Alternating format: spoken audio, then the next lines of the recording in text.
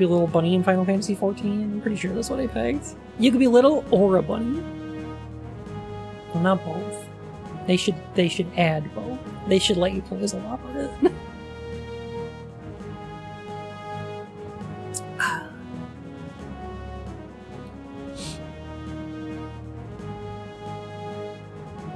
Star Wars crossover should be Star Wars Online for the most meta crossover possible.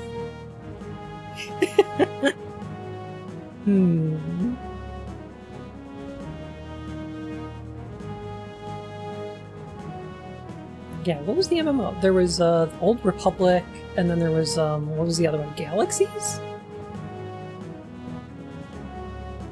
I don't remember. There was an older one. Every single MMO I've ever played is just one game. I played a couple of MMOs back in the day. Back when I played City of Heroes, I tried a little bit of everything.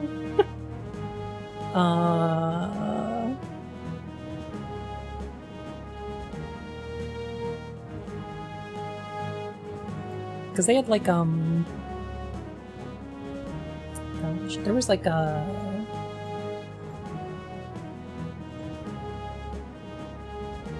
this is where we were. There's like that Warhammer MMO that seemed really hype until it came out.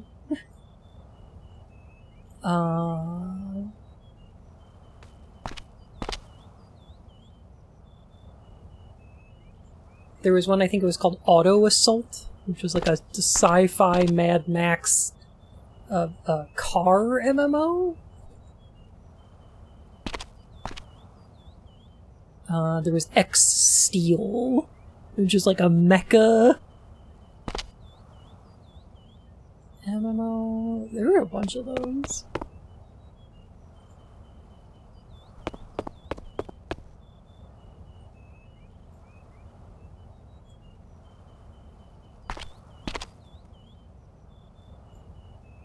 Should be a different game. True, yeah. All the MMOs you're describing no longer have active servers? Oh god, yeah, no. Oh god, no. What are you thinking about, Arthur? This wall reminds me of brilliant Incan stonework. Incan masons constructed their walls with irregularly shaped bricks that had no pattern, but managed to create incredibly stable structures, packed so tightly, in fact, that you couldn't insert a sharp knife between the stones. The Incans could have learned that technique from the masons of El Dorado. It seems that El Dorado might have influenced other South American cultures before its demise. It's possible that the Incas learned their brilliant irregular stone masonry from the artisans of El Dorado. Also, knowledge of drawing the lines with the balloons might have been shared with the Nazca. If so, it's fortunate that the elements of this incredible society were preserved. Mm-hmm. That sounds silly.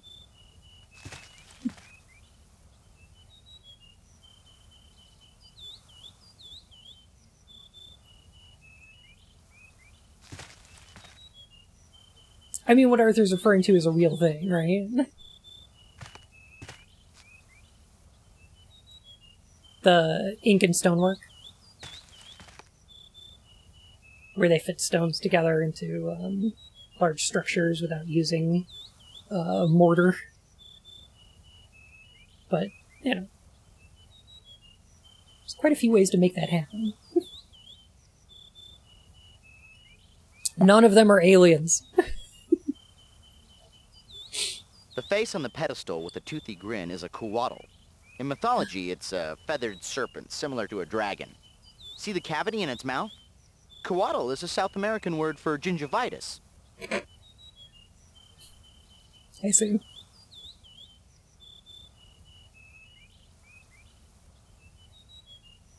Puts down the tinfoil. Oh, okay.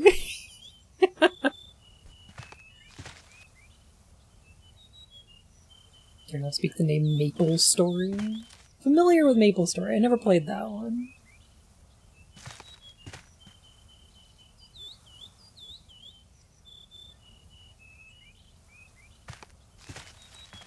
What other MMOs did I play? There was like a Puzzle Pirates. Hmm.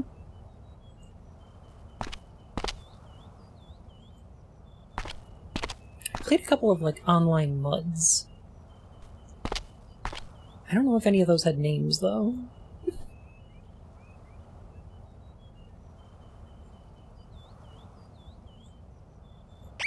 I'm never going to forget them for what they did to Puzzle Pirates.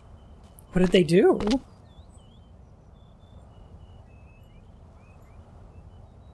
I never kept up with it.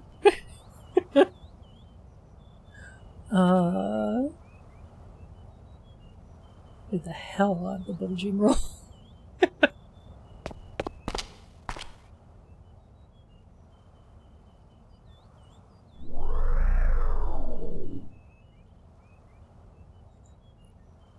Alright, this.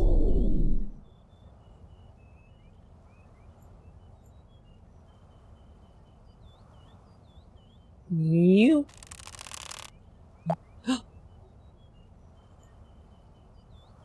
That yellow sheet is gold leaf. Many ancient cultures discovered that gold was a very malleable metal. It could be pounded into very fine sheets that could be quickly and easily applied to almost anything to make it look golden. Just like me, for real.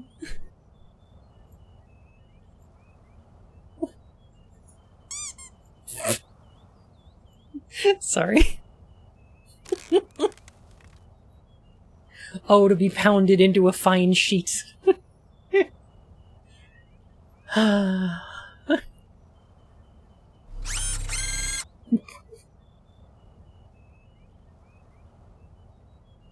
Oh?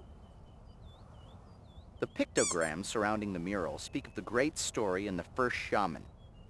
He was instructed by the spirits of time and space to hide one of the 3 totems of tremendous power from the fury of their powerful children, 2 winged brothers.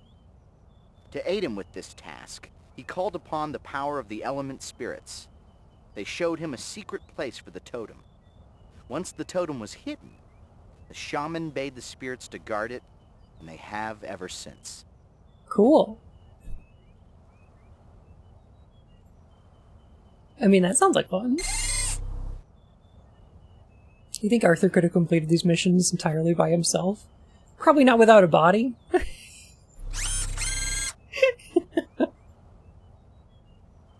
The pictograms on this mural speak of the conclusion of the great story. Many generations after the first shaman secured the totem in a secret place, the spirits of time and space would beseech a young warrior to save the totem from the brothers, return to claim the totem. However, the warrior would have to overcome the element guardians protecting the totem. The rest of the mural is unfinished, Gage. I assume that's what the scribe is working on now. Cool.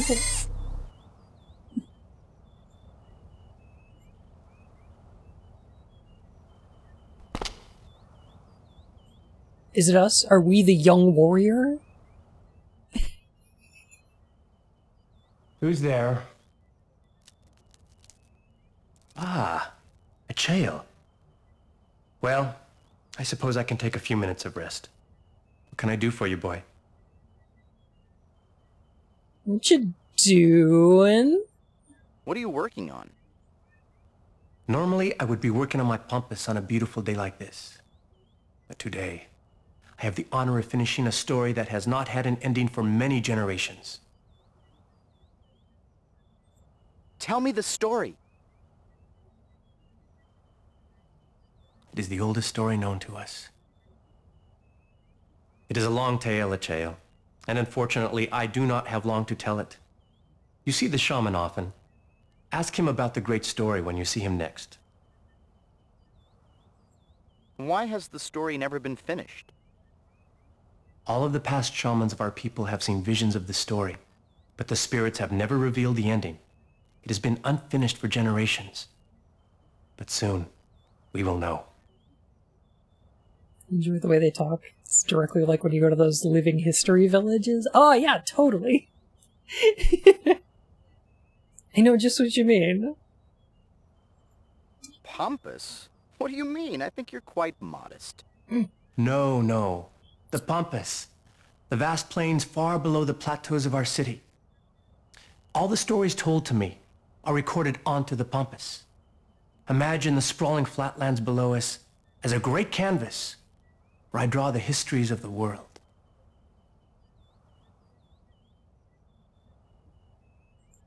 How do you draw the histories?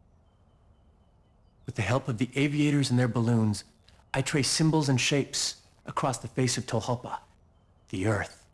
Each form and pattern, every line, all have meaning, revealing the secrets of history for those that stop to listen. Who tells you the stories? The shaman. He dreams his visions in the ritual of seeing, and then he confides to me what he has seen, so it can be chronicled for all of our people. Mm-hmm. You know Walqua, our shaman. Ask him about such things when you see him again.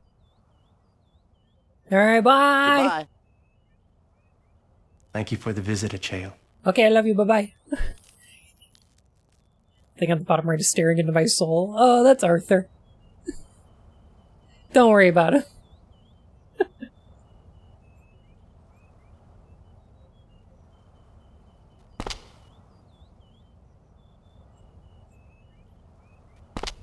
Your brain still won't disconnect from that distant bird sound. Aww.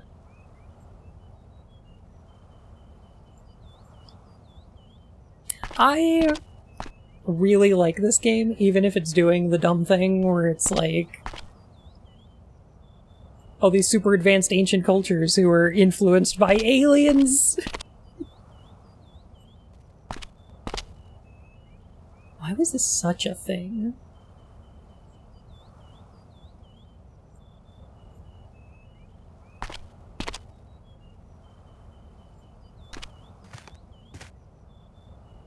Yeah, I could use more bird sound.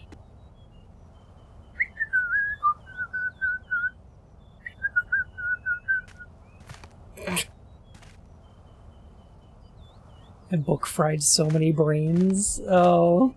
Chariots of the gods.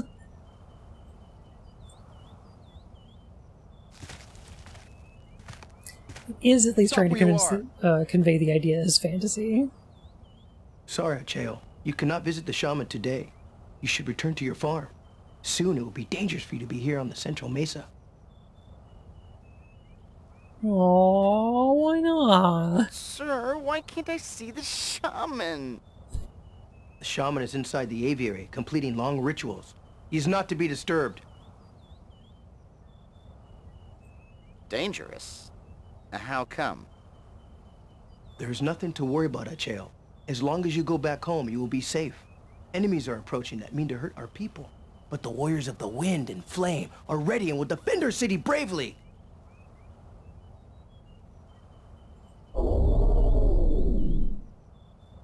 Wind and What flame? is a warrior of wind and flame?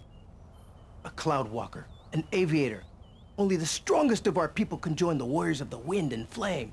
We call upon the fear of Kulakwa, the fire spirit, and the breath of the air spirit, Kohabota, for the burning air that lifts our balloons into the sky.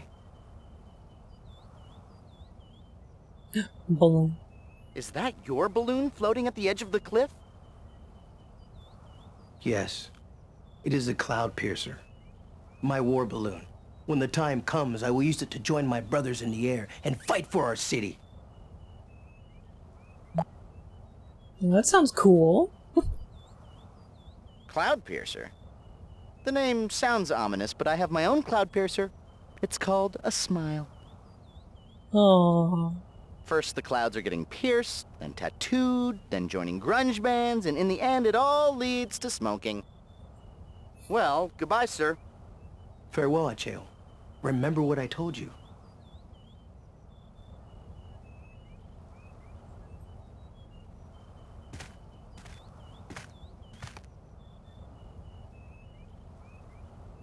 Could you imagine genuinely like fucking Zeppelin warfare in 1200 BC?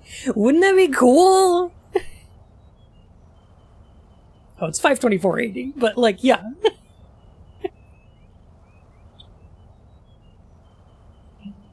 Hilarious if the series was secretly made by the Happy Science cult. Oh god. Aw, jeez. Alright. Well.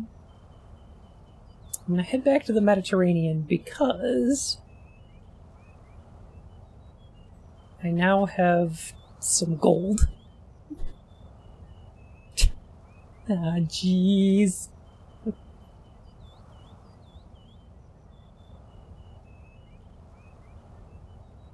It's loading.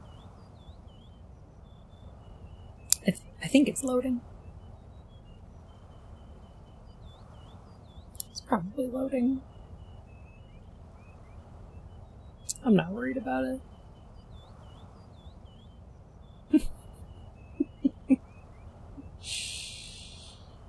To understand chariots of the gods as existing in the lineage of historical conspiracies where Europeans attempt to explain away the accomplishments of people they think are beneath them. Yeah. Yeah, for sure.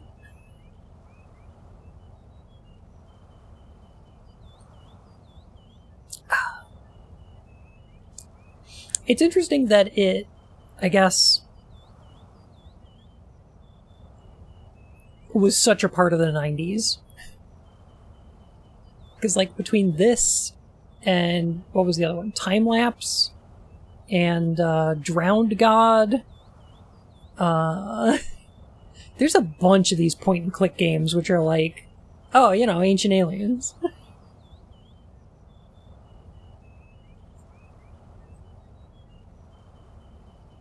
It's strange.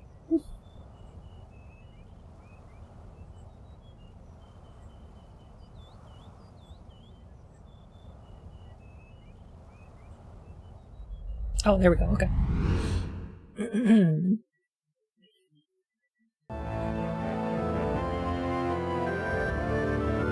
Nailed it.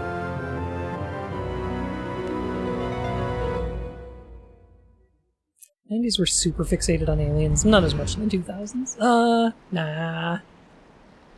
I think I blame X-Files.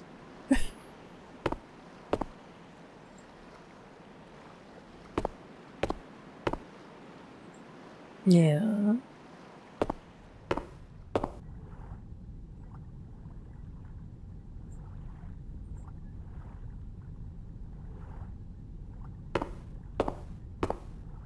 I do like the reaction joke conspiracy to the ancient aliens, which is that aliens hate white people. That's why they never want to help them.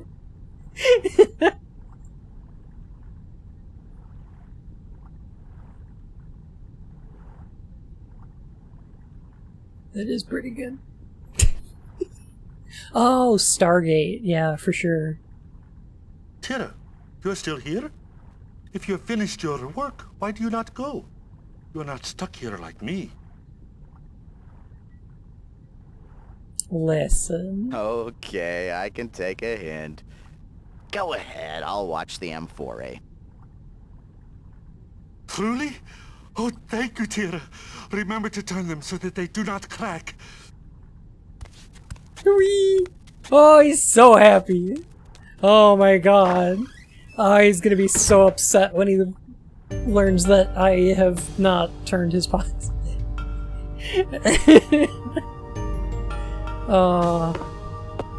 It's fine, he'll be dead in 24 hours.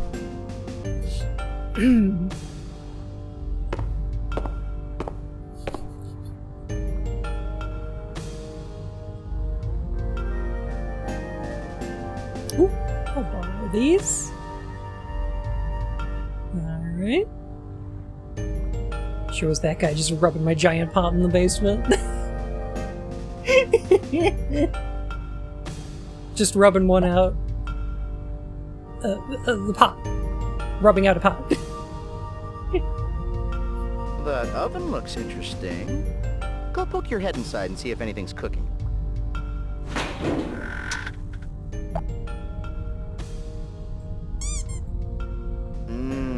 That smells like breakfast.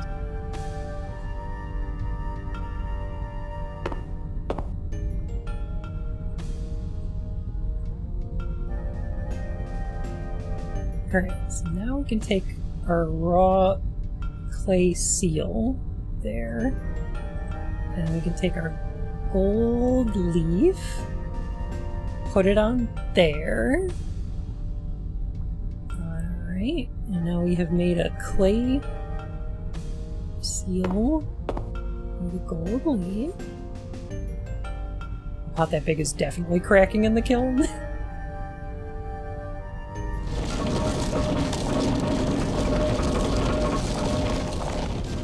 It definitely might.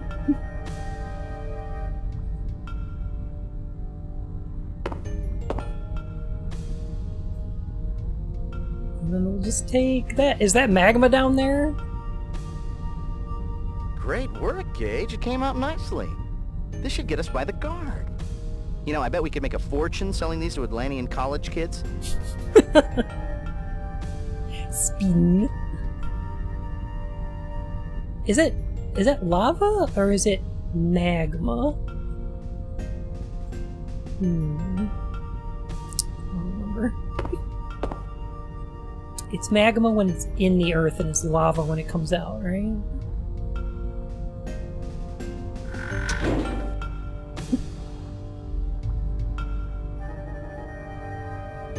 Once you can see it, it's lava? Yeah, that makes sense. It's a Doom floor texture. Totally.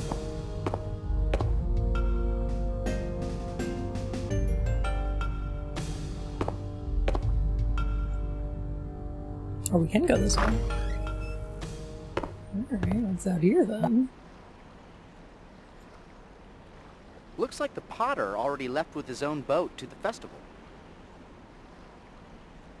Dang. Back in the day, making pots was enough to afford your own boat. Oh. So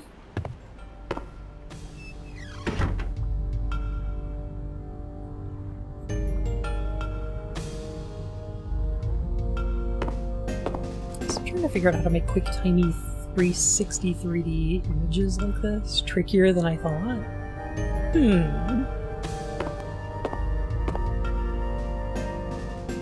Yeah, they're not like...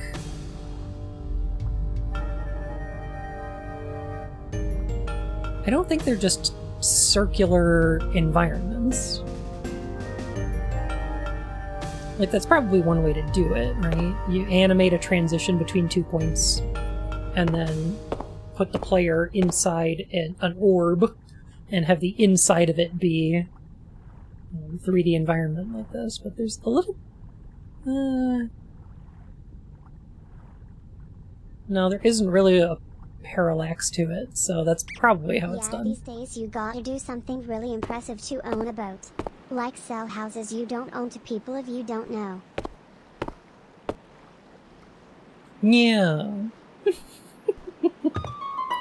Liz, hello. How's it going, Raiders? It's great to see you today. Liz, I'm so excited to play more 999.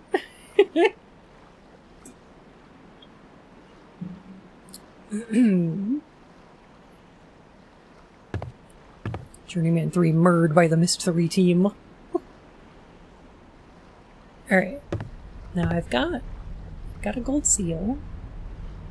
And I have taken the form of an Atlantean citizen.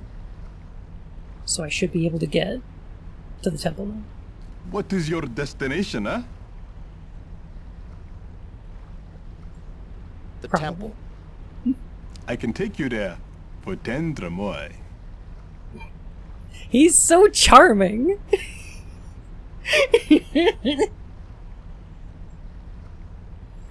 Look at his smile! Oh my god! What a cutie! I'm surprised. You're not at the festival? Oh, I thought everyone born on the island would be there today. But then, tomorrow is really the big celebration. So, at least you're not missing everything, you know. Who is this guy and is he in anything else? I don't know who he is, but I think he was also in that Gundam game we played. I think he's in Gundam 79. Right. We've arrived. Thank you for your business, eh?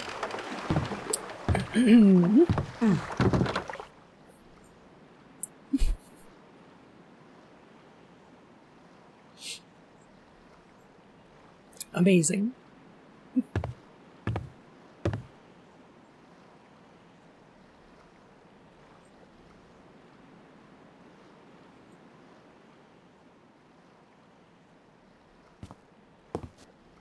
Hello. Your medallion, citizen? Give Madame Lynn. Thank you. Return to your ferry, I will let you through. Thanks.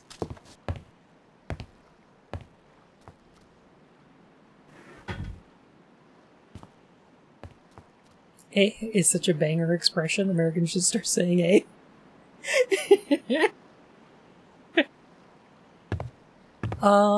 Some of us do.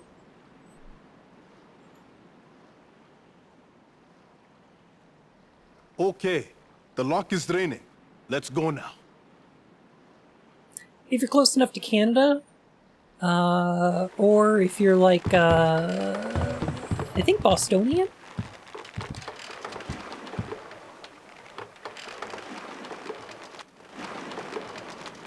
New Yorkers tend to put it at the beginning of a sentence.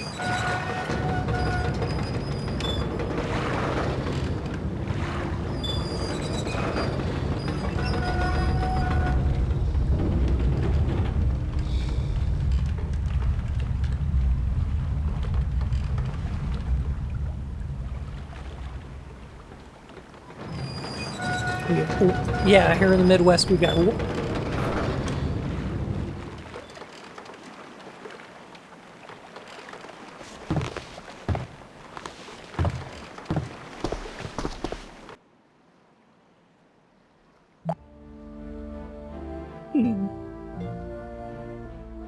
Atlantis has been history's greatest mystery.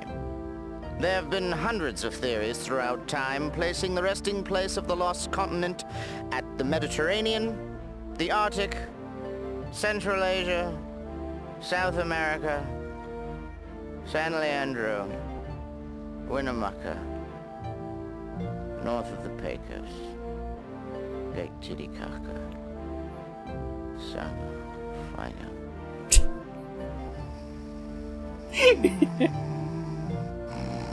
Arthur's gonna have a nap.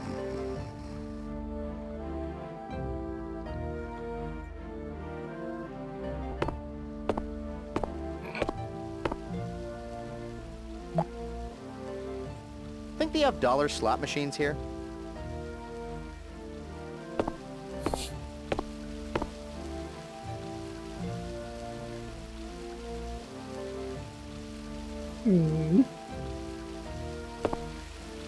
Sometimes you just be Eevee. Remember, we were told that this temple was supposed to have healing water somewhere. Keep looking. With all that sacred bowl imagery around the temple area, I would imagine that they stored the water close by. I'm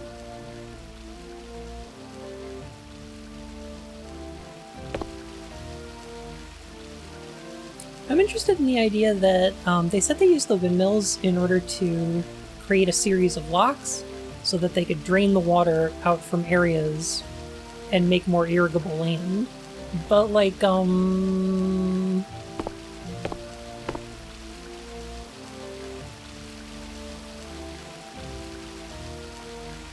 is seabed really that fertile for, like, farming? Like, it's been underneath salt water.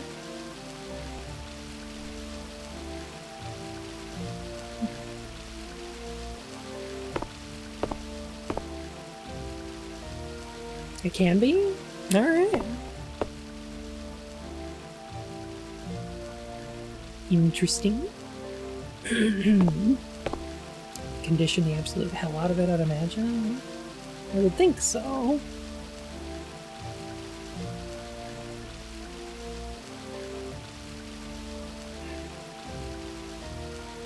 It's got what plants crave. It's got salt.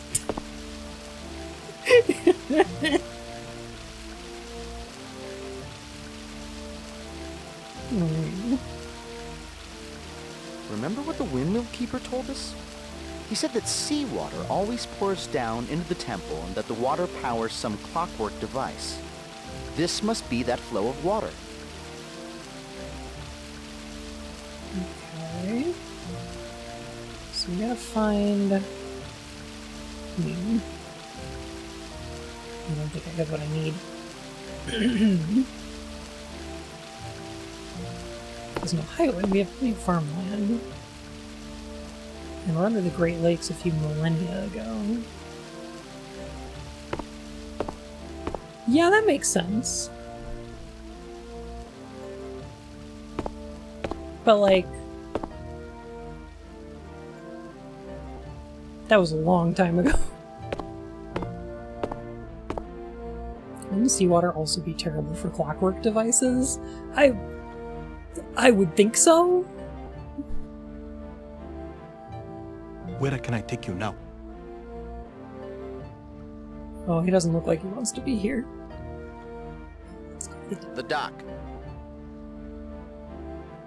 That'll be 10 dromoi.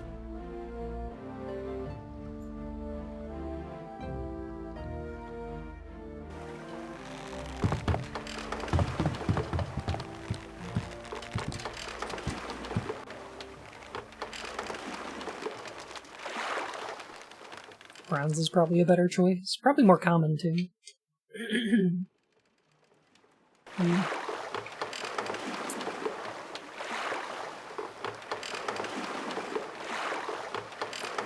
Here it is. Oh, hey, take care now, huh? Like if I thought every American spoke like they were from Minnesota. To be fair! There are people out there who think all Americans talk like we're from Texas, so...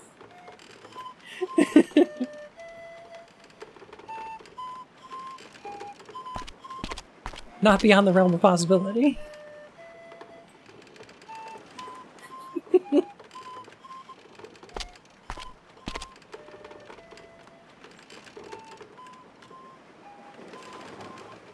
Now listen here, we ain't all talking like that, you hear?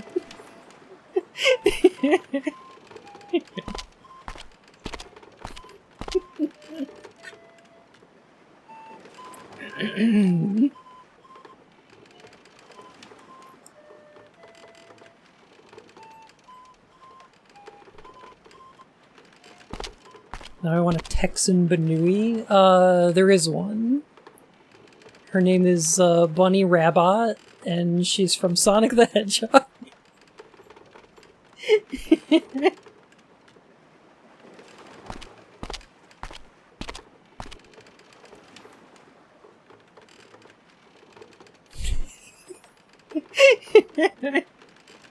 And we're back to Sonic. I'm sorry.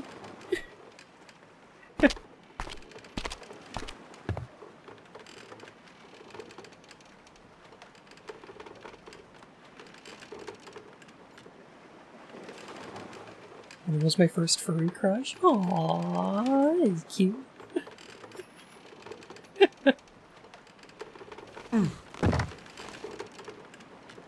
Is she texting Pikachu somewhere like Tennessee or Mississippi? She's... yeah, vaguely southern, I guess.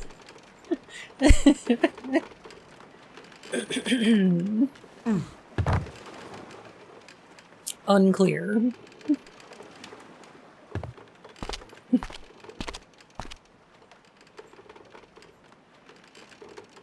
Okay, I think that I do, before we leave here, want to... okay, so we picked up, like a pot and a bowl. And I think I want to fill one of those up with some of the olive oil from here? For something later? I don't remember what. I just remember thinking that I need that. But after that, I think we can finish it Atlantis. Ah, where to now, huh? For eating. Or gay sex. Or to distract Bluto. The olive oil vendor's shop. That'll be 10 dromoi. .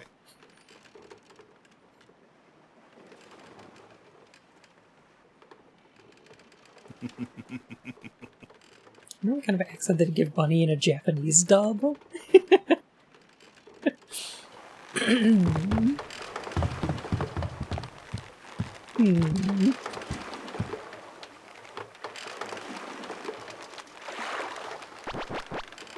Is this game porn? Sadly, no.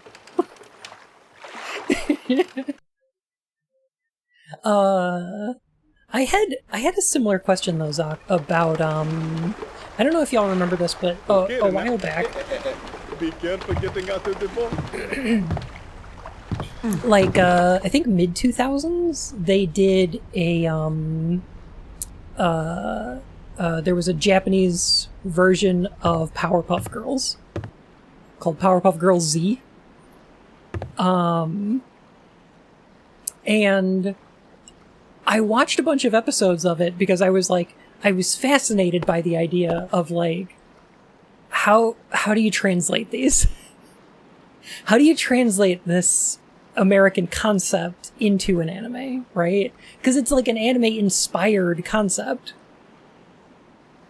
But like not really?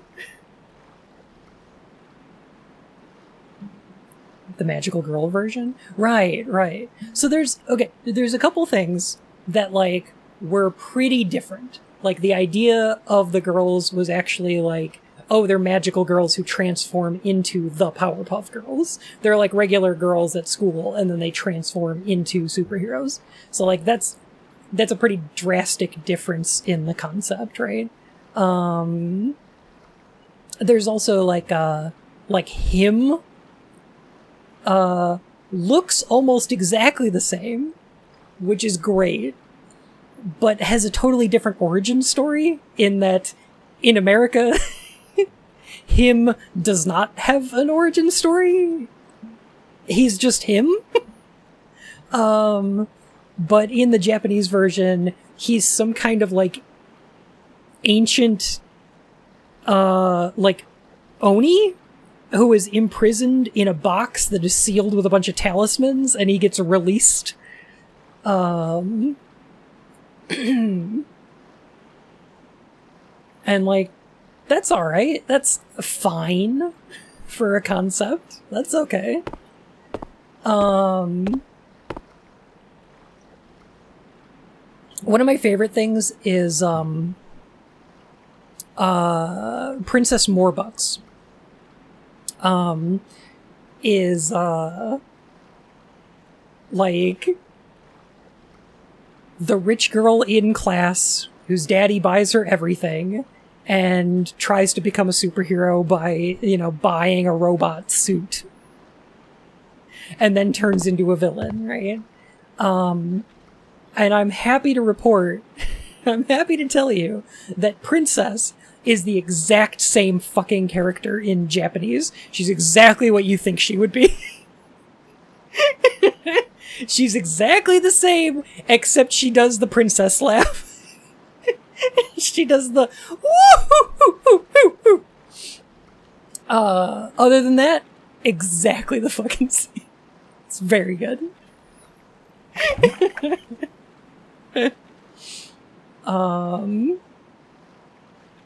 Yeah, it's an improvement, I think. The weirdest one, though, is probably Mojo Jojo.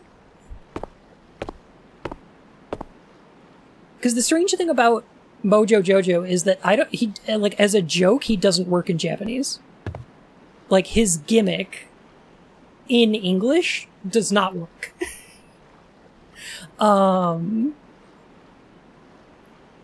Because he's supposed to talk like a Speed Racer character, Like, he kind of talks like a badly translated dub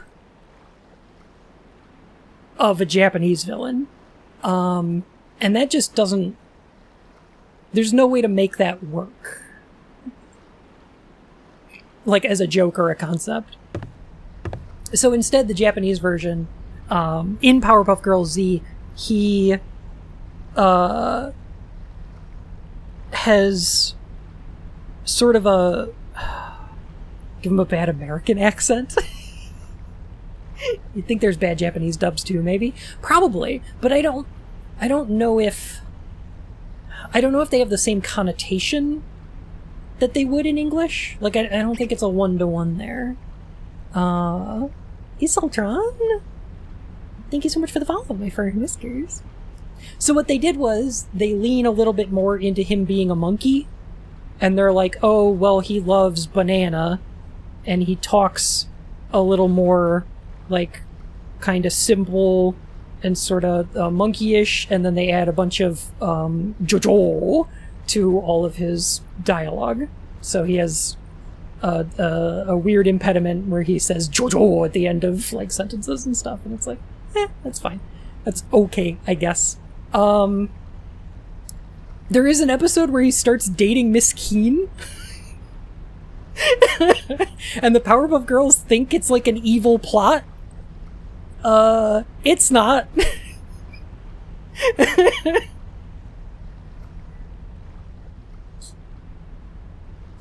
Ah, back again, I see.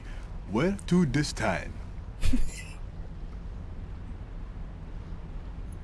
Now, I think. Okay. The temple.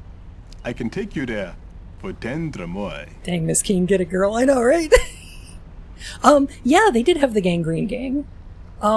Most of them are kind of the same. Some of them are different.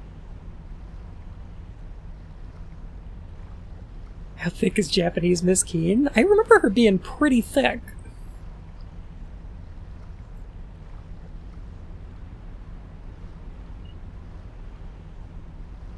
I think there was an episode where Miss Keen turned into a villain, too.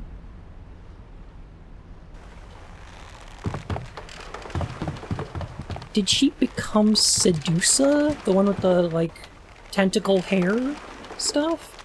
Am I misremembering this?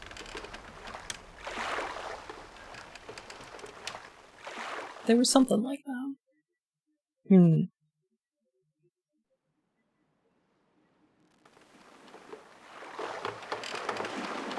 Here we are.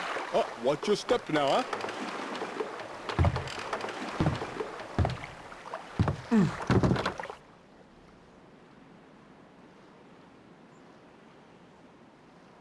think Sedusa impersonated her in an episode? Uh-huh.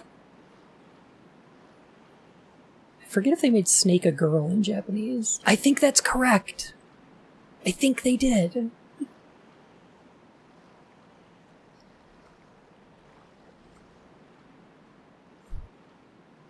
Oh, so, where are we off to this time?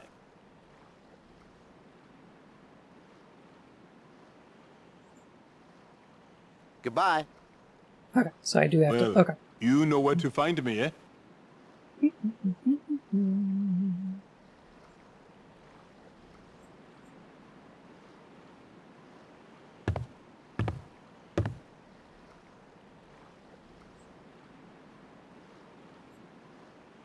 I like the boat guy. I love the boat guy.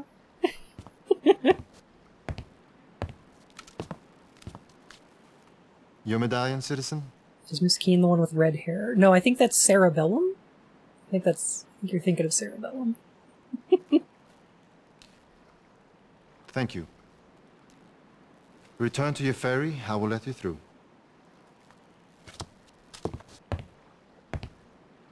Miss Bellum and the mayor aren't really a thing in Powerpuff Girls Z, as far as I remember. I literally just got the joke about her name. Yeah.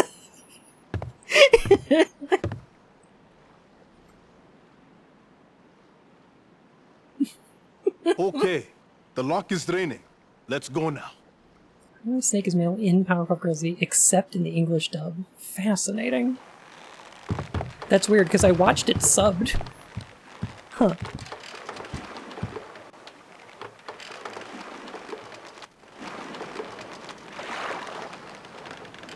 The joke about whose name? Cerebellum?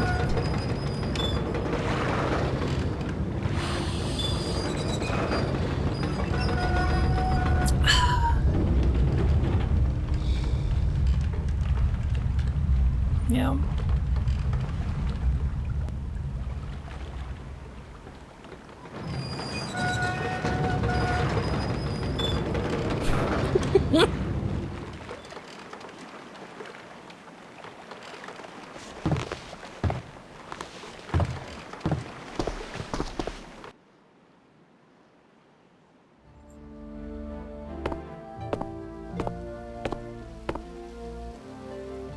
What a wild show.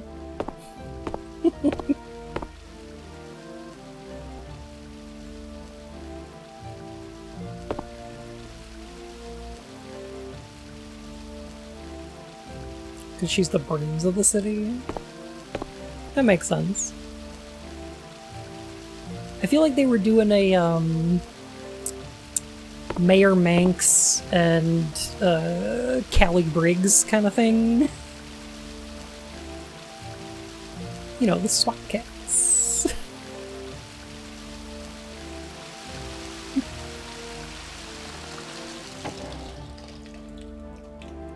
I did it. Nicely done, Gage. That should stop the flow of water in the secret passage.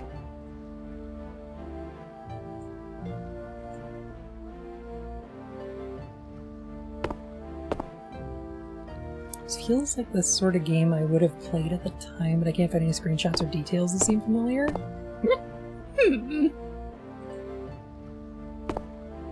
It's a really good one. SWAT Cats was so edgy. SWAT Cats was one of my favorite shows.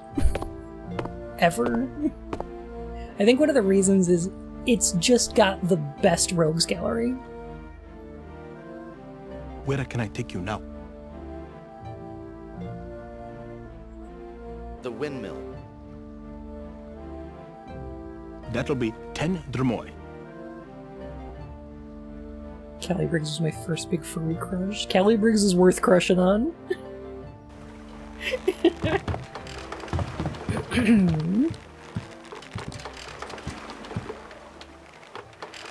They love pizza, right? The fuck did they eat? I don't... There may have been an episode where they got pizza. That wasn't really a thing. Not nearly as much for as, like, Ninja Turtles did. Okay, this is it. Hey, have a good day now. I got a little bit of edge, sure. But I love, oh my god, its rogues gallery is like an immortal skeleton necromancer from the Dark Ages. You've got robot mobsters. You've got a mutant snake cat who TFs people with goo.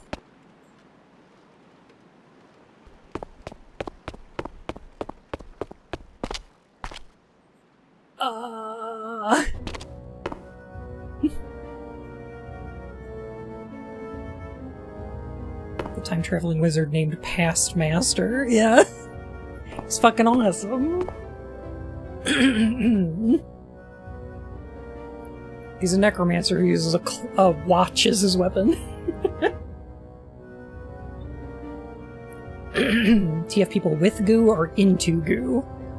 With goo.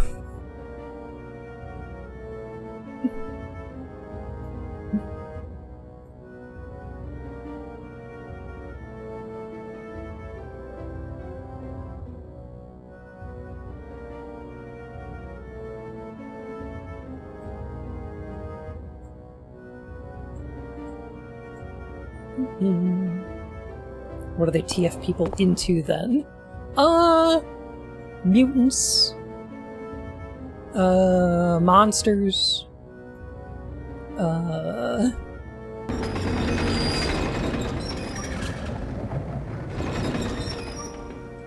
Sometimes plants.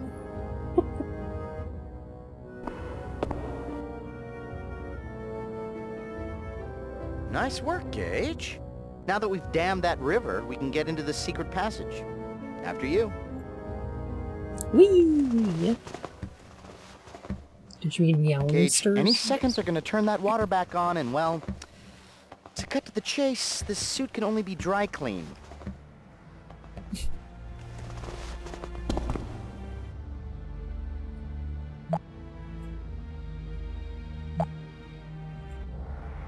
That dais structure in the room's center shows some stunning craftsmanship. This chamber must be sacred since the dais is covered with ornamental bullheads.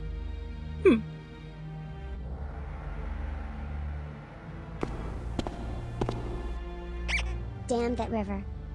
Damn it to hell! Well, they are bullheads. Yeah, that makes sense. Oh, okay. There's a lantern.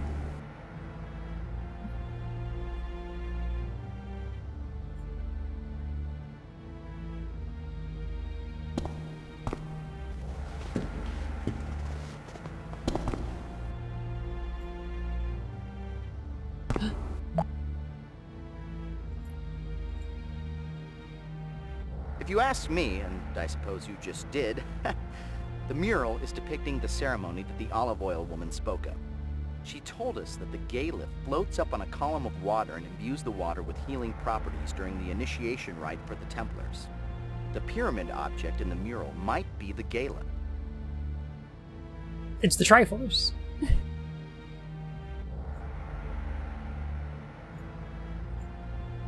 Sure. A bidet. Sure. Gauge.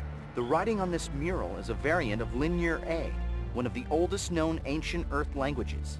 I'll try to translate as literally as I can. We are the children of the Earth Mother. Long ago, she lived among us, protecting and teaching our people. Her power and knowledge were beyond measure. Before she left us, she entrusted our priests with the power of life, the power to heal and renew, the gift of immortality. We must honor her memory by always guarding the Earth Mother's blessing. Okay, the bull, that's where we are. And then a feathered serpent? And a lotus? Hmm.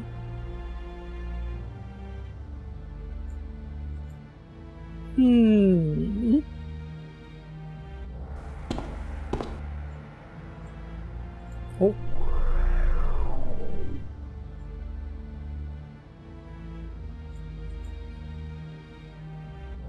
We are the second children of the Earth Mother, doomed to be consumed by her first children, the sun and the moon. As the two enemies move through the heavens, both fighting each other for the Mother's power, the world beneath trembles from their terrible might. We know that one day they will come together and cause the dark day that will destroy our city, the Kalos Kalire. Mm-hmm.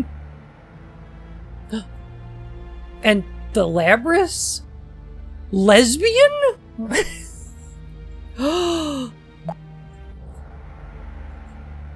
They seem to have Lesbian's incorporated real. the sun and the moon into their religion mythology. The eclipse of the sun and moon represent the day that the Sorolans and the Quoth Thalas battle over Atlantis and destroy the city. Following the assumption that the Atlanteans believed the aliens were gods, the Earth Mother that appeared before the Templars and gave them immortality must have been the Sosequi, posing as their Earth deity. The symbol in the middle of the mural must represent the artifact of life that the Sosequi aliens entrusted with the Templars.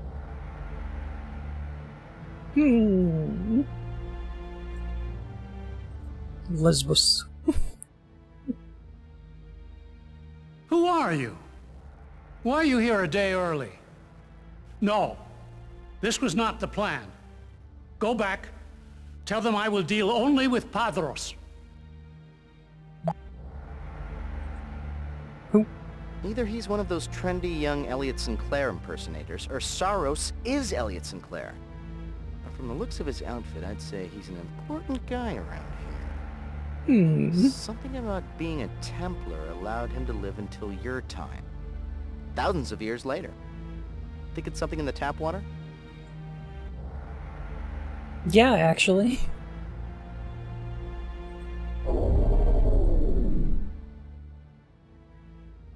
Have I not made myself clear? I will speak only with Padros.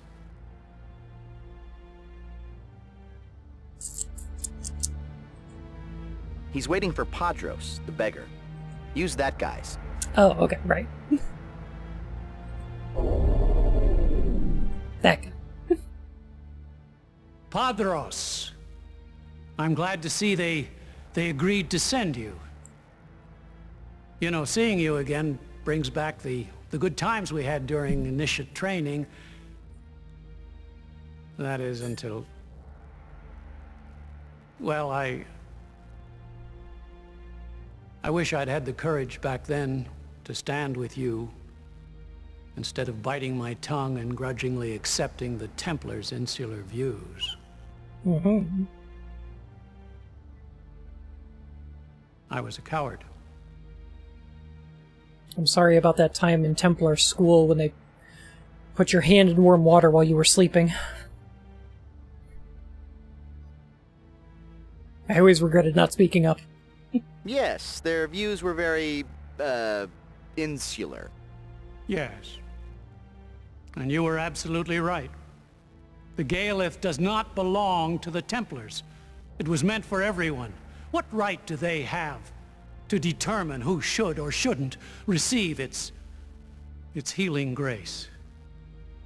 And despite great risk to yourself, you stood by your beliefs, even though it would mean at the very least giving up an opportunity you had waited your entire lifetime for.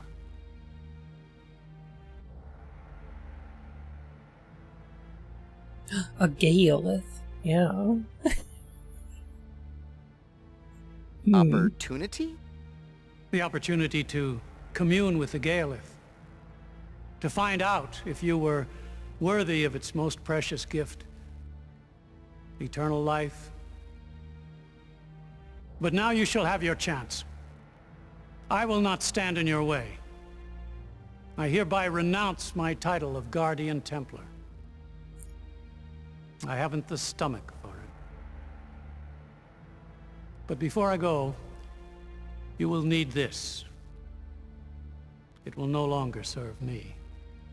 Mm-hmm.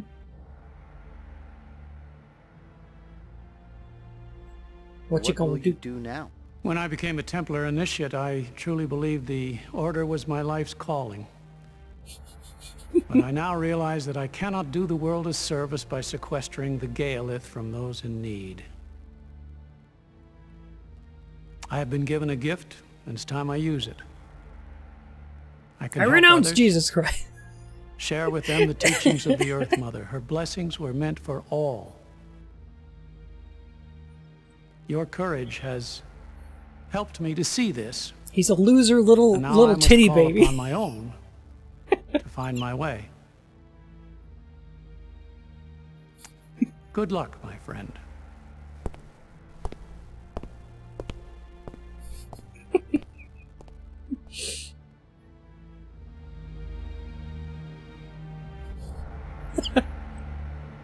I apologize to the crew. I'll be better tomorrow.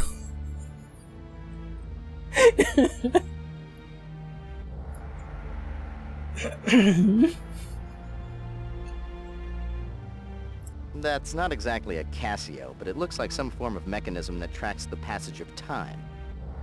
That must be what a moon meant by a clockwork device. See those prominent representations of the sun and moon? This device is measuring the movements of the sun and the moon through the sky. Call me crazy, but clearly this contraption could count like a clock to constitute a clever cosmic calendar. Capiche? Stop it.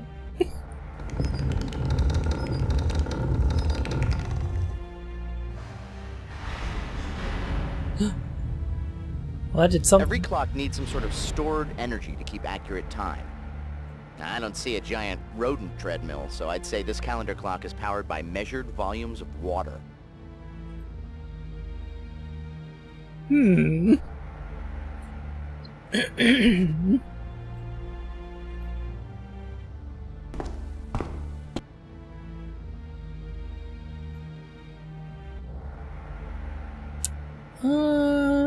Maybe not.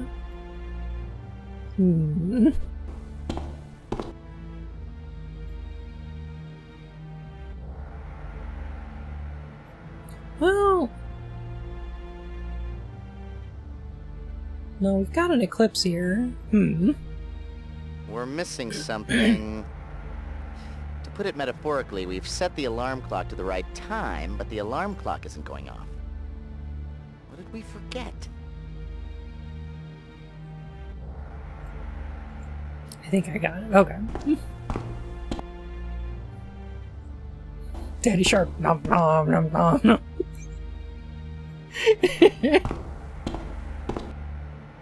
Oh, there's a staircase here? Oh, that's handy. Alright. So maybe we can get out this way. Identity theft as a core game mechanic is interesting. It is, isn't it? It is similar to Quantum Leap.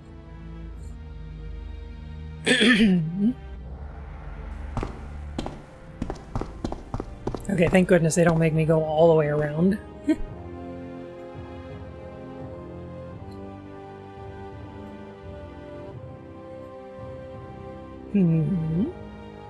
Or Parasite Eve the Third Birthday? I haven't played that one. I've heard it's bad.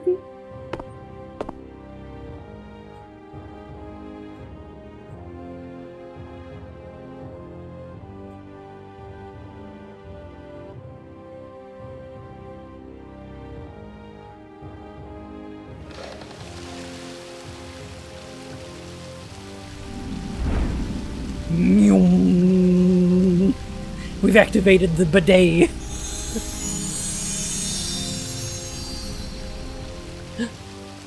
The Flauros. Brilliant work! Looks like your water clock repair correspondence class has finally paid off. Let's grab that rock and get out of here. Holy shit, it really does look like the Flauros. Huh. Please insert disc one.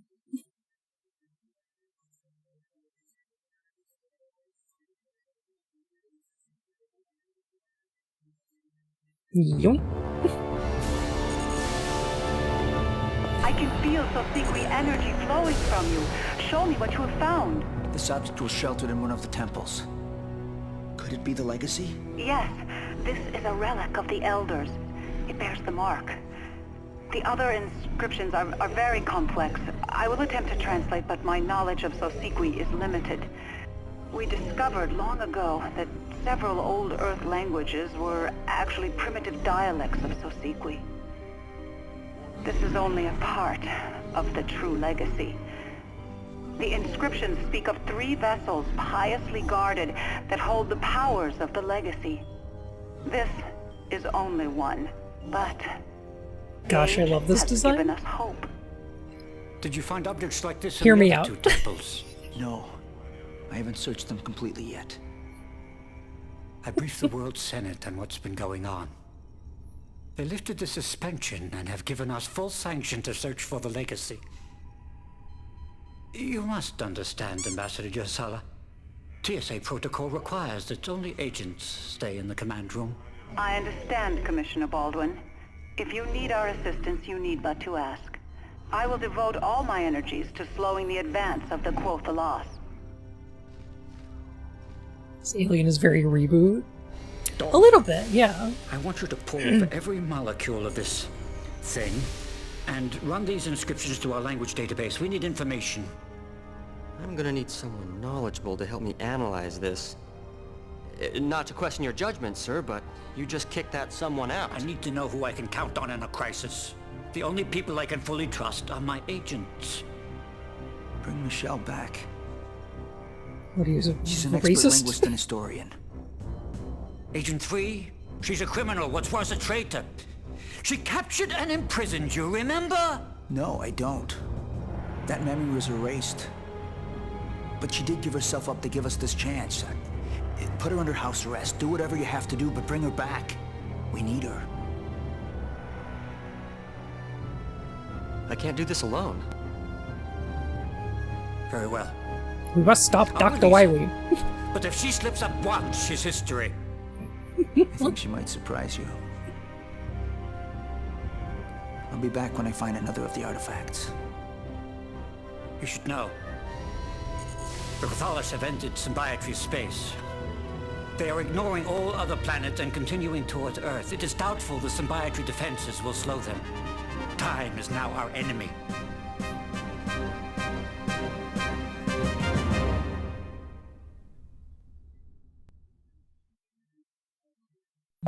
The Quothalos, like, design is a little bit reboot, because it's kind of like a cross between,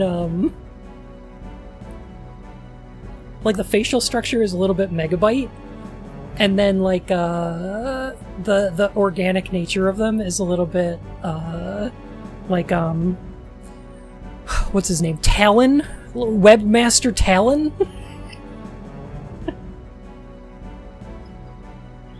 Nobody remembers the Webmasters. Forget it. Nobody knows what I'm talking about.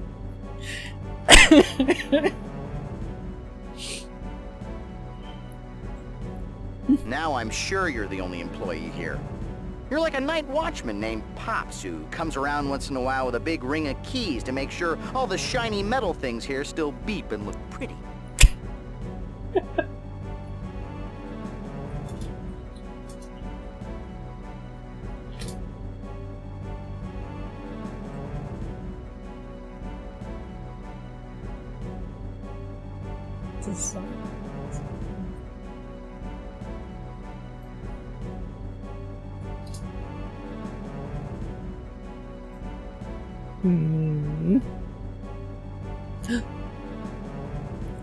Good night, Jade! And Corgi, if you're heading off, you have a great night too.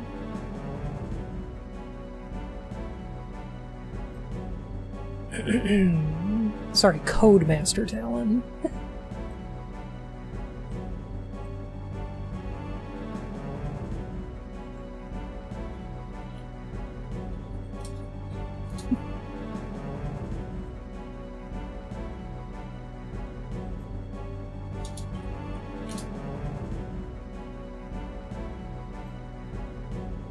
You know, I really want to switch away from Google and use DuckDuckGo instead.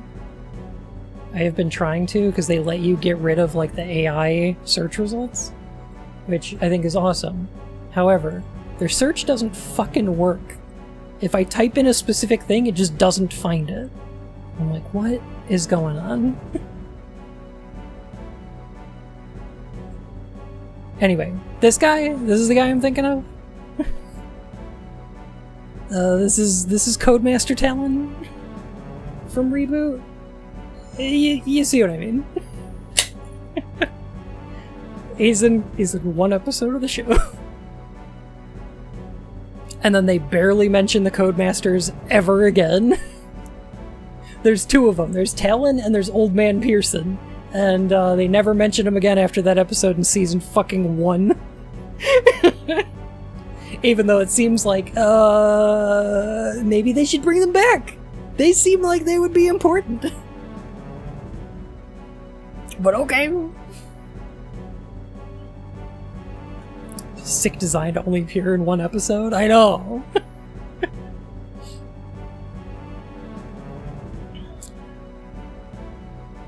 Died on his way back to his home planet. Well, okay, so he does come back.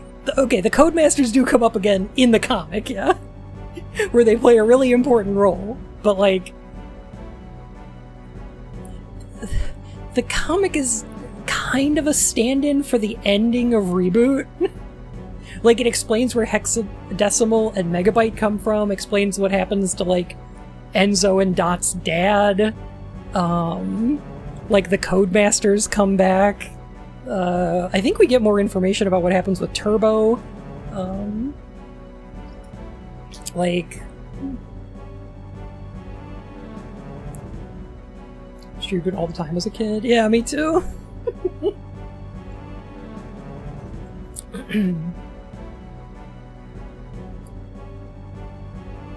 Reboot legit kicks ass. I got hampered by censors and budget constraints. Boy, did it. One of my favorite stories about Reboot is probably that in one of the early episodes, I think it's either episode 1 or 2, Bob jumps off a dragon and has to jump through this stained glass window into a castle. sorry. And apparently the Canadian Board of Broadcast Standards and Practices was like, no, you can't do that. You can't have him jump through a window because then kids would jump through windows. So they were like, oh, well, we already got this storyboarded and everything, but okay. So they change it, and instead Bob jumps off the dragon and he yells, "Glitch! BS&P!" which stands for Broadcast Standards and Practices, and it teleports him through the window. And it's an ability that Glitch uses once and never comes up again. And that's why it appears one time in that one episode. So that's the story behind that. Apparently, and I don't know if this is true or not, but apparently the running through a part of mainframe called baudway is this like binary code. It's like a string of ones and zeros that's just like zipping through part of the city. And apparently in binary, it said, "Fuck broadcast standards and practices." But there's never like a full shot of all of the numbers in the show, so you'll never know that, you know? But like, according to some of the animators, that's what it said.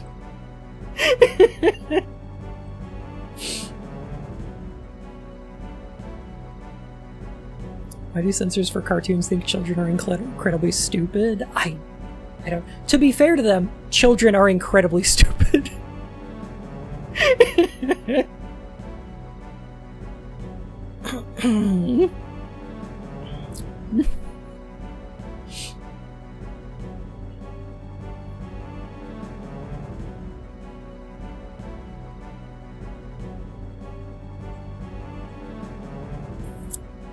No one here to send us off again.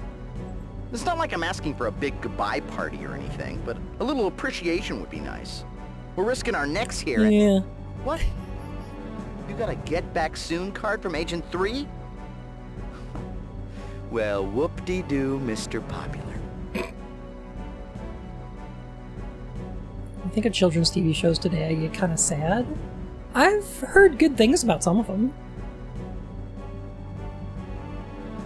I've heard good things about some of the kids' shows today. Like, I haven't watched them, but I hear, like, what do the kids watch nowadays?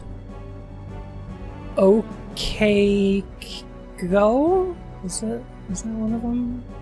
The Owl House? Regular show? I don't know. Sure, some of that stuff's fine. Well, I have bad news for you. Oh no. Are these like 10 years old?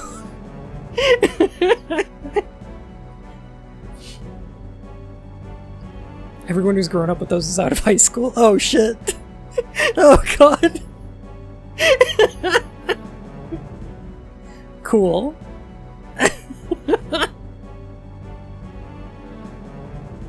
I see.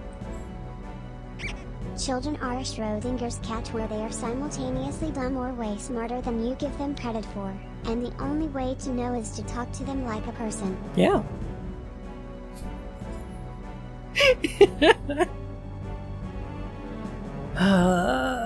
Kids are not watching TV as much as they are watching YouTube, Mr. Beast, and Twitch.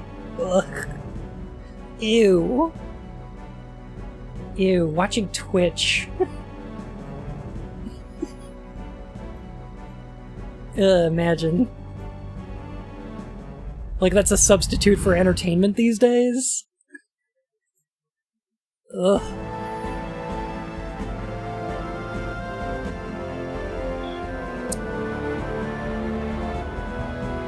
Wild.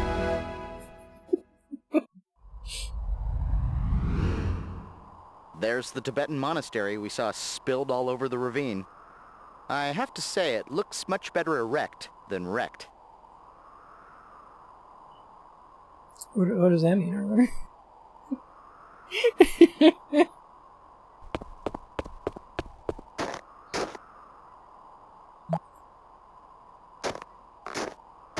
Lots of things look better erect. Some things look better erect. In all likelihood, that human roadblock is a Buddhist pilgrim, and from his ragged appearance, he endured a difficult journey to reach this place. Here, Swiss Miss grows only the finest hot chocolate beans. At Lucky_Bun KKO was incredible, and it got cancelled solely because Asu just forgot to renew the contract because they were busy with a merger. The people involved with the show were understandably unhappy.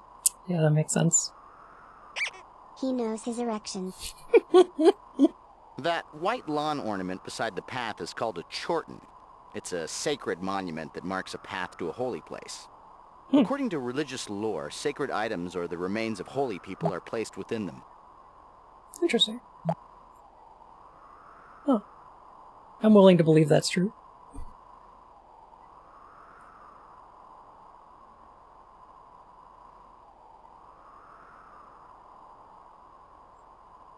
You know, I think I'm the opposite of this monastery. I think I look better wrecked.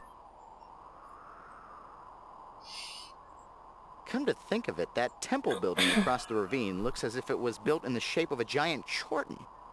Or maybe I'm being terribly Freudian.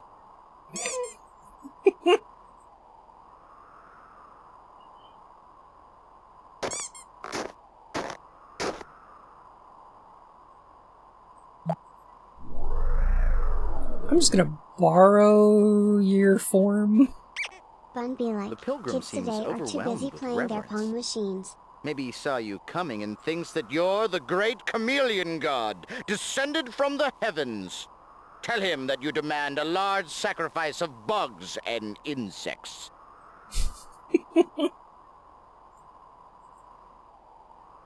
I think this game is a little bit clever in how it lets you get your first form in each area.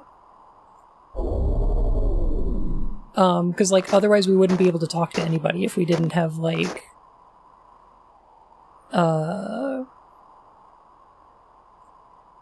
temporal, disguise.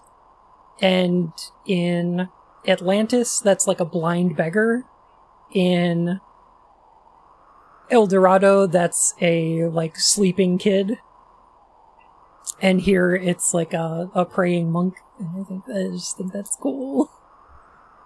They came up with a slightly different reason that they can't see you. You know? It's cute. We demand a sacrifice of buns and gay sex. That's what he said, right? Yeah. Absolutely.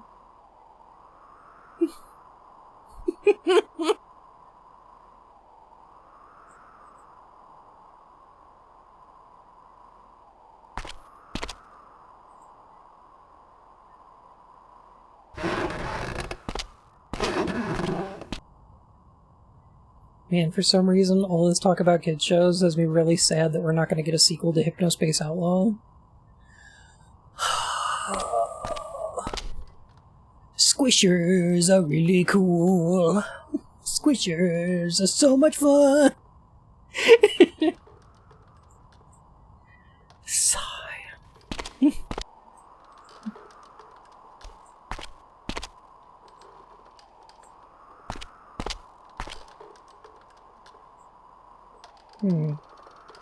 Okay. Well, that is currently not a bridge. Wait, it's not coming out, sadly. No.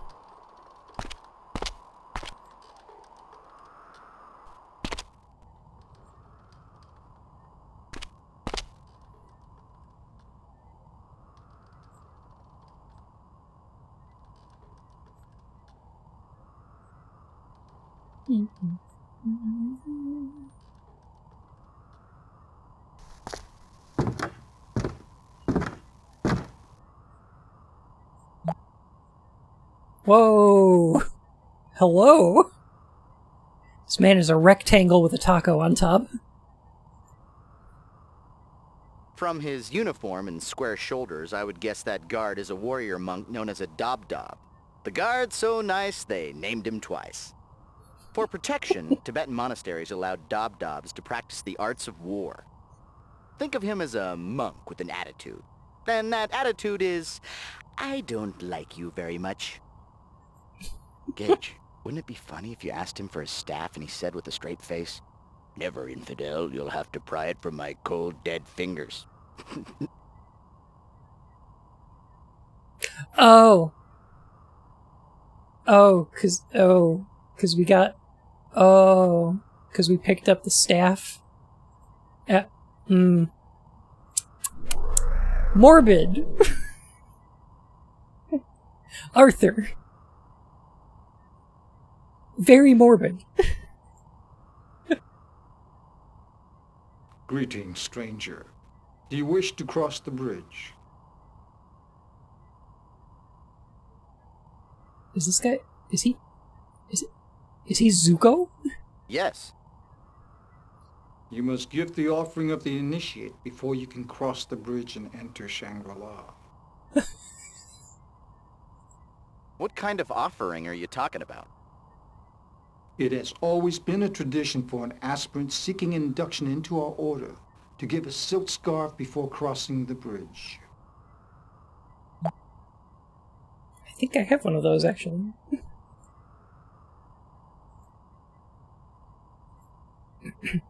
The man has a taco for a hat, and now he wants to add a silk scarf to his ensemble. Look at that black eye. No wonder the other monks beat him up. That's rough, buddy. Okay. He wants a scarf, that's fine. But if we get it and then he asks for mascara, I'm leaving. Will this scarf allow me to enter? Welcome to our order, initiate. Go back down the stairs. I will extend the bridge for you. For the protection of Shangri-La, I will have to retract the bridge once you cross. If you wish to travel over the bridge again, just ring the bell on the other side. Once you reach the monastery, seek Lama Dustin for instruction immediately.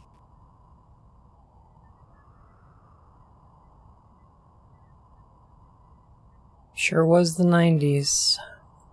Is that a llama with 2 L's? Lama Dustin is the spiritual leader of our order. He is a teacher of Buddha's ways and the wisest man I know. Where can I find the llama? You will find him inside the monastery. Once you cross the bridge, enter the prayer hall. Go there and he will train you. Goodbye. They even know what an L is? No. No, it's like... Is it 1219?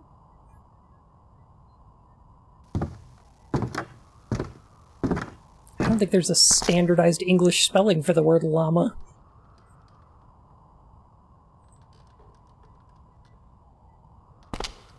Aren't those New World animals anyway?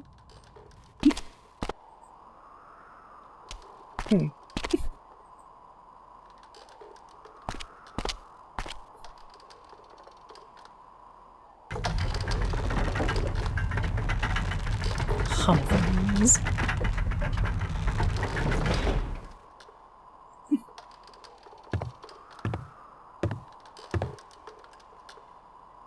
$12.19. No one who spoke English would have ever seen a llama. Yeah, exactly. I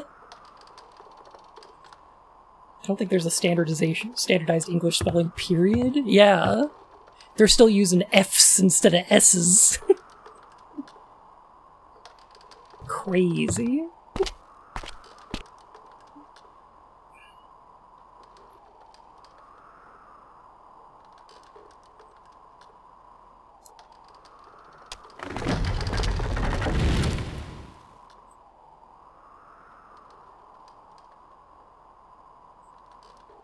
Well, at least it's a nice day out.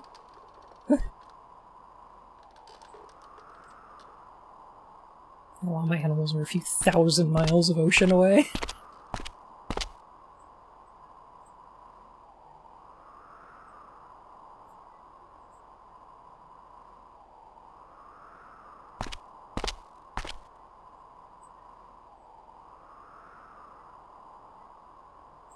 Hmm.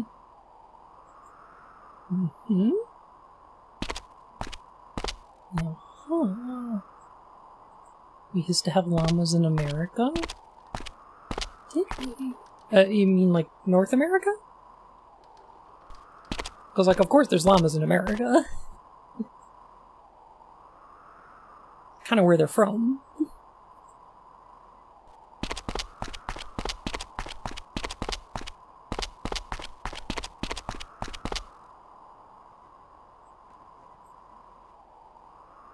That tent seems out of place. If my history serves me, that yellow banner atop the tent bears a Mongolian symbol. And if history serves me further, the great horde of Genghis Khan was terrorizing Asia about this time. Well, there goes the neighborhood.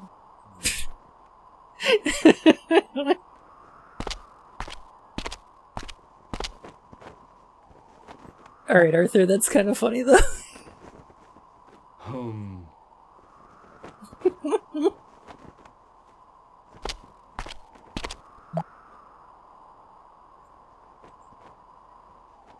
That's a statue of Buddha, the holy man responsible for creating the Buddhist religion. Hey, Siddhartha. Before becoming a deity, Buddha was known as Siddhartha, a man from India who transcended worldly suffering, becoming a paragon of spiritual perfection. The shrine of the Ashurus realm, to guard the Titans from themselves. The shrine of the Ashurus realm, to guard the Titans from themselves. Looks like there's another inscription on the base of that statue. To Aunt Edna, hope you're feeling Buddha, Cousin Morty?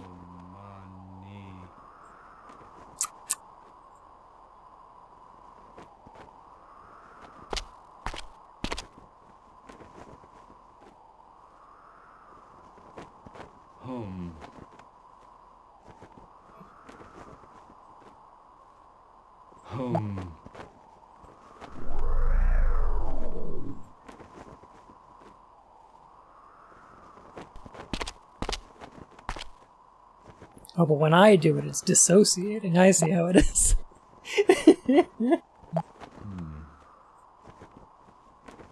Gage, now don't make any sudden movements and try to act natural. But that man is wearing the garb of a Khan. A great one at that. I'm sure that's Genghis Khan. Gage, did you just soil yourself? I always figured Khan to be taller, thicker, more barbaric. But this man seems to possess a dangerous animal cunning. The kind of cleverness to rip off your arms, to crush you at chess. Hi, you must be Genghis Khan. I'm a big fan. I've got all your parchments. You're so much more merciful in real life.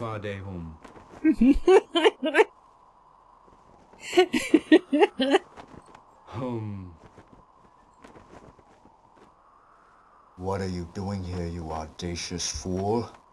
Do you think you can just walk to the Great Khan and be granted an audience? Get out! Before I feed you to my horse. Your horse eats meat?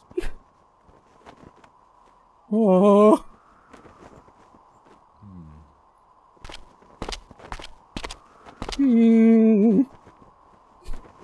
He's got a carnivorous horse.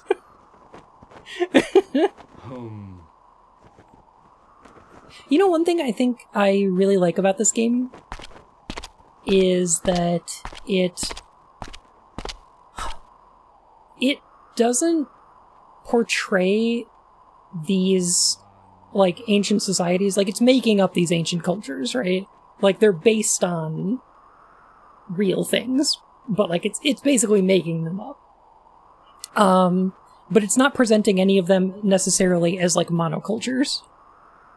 Even something like Shangri-La, which is, like, way out here in the Himalayas, has, like, you know, traveling monks, the Mongolians, like, over in Atlantis we met, like, obviously that was based on Minoan, but there were people there that were Egyptian,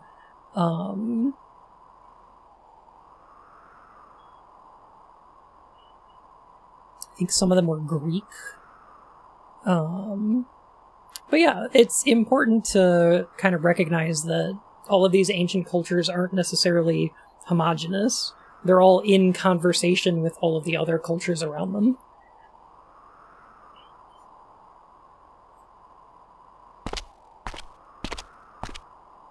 Bokashi is Nubian, I think? That sounds right.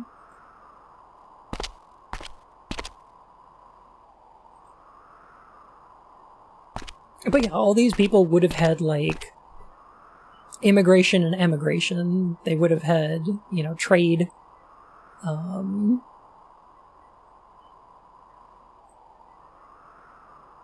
Like, none of them would have been solitary.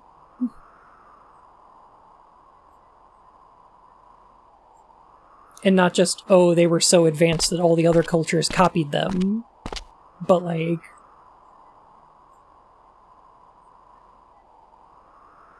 that part of their influence is they have people visiting from everywhere else, you know? Yeah, it's not like people stayed in their little boxes until modern infrastructure was a thing.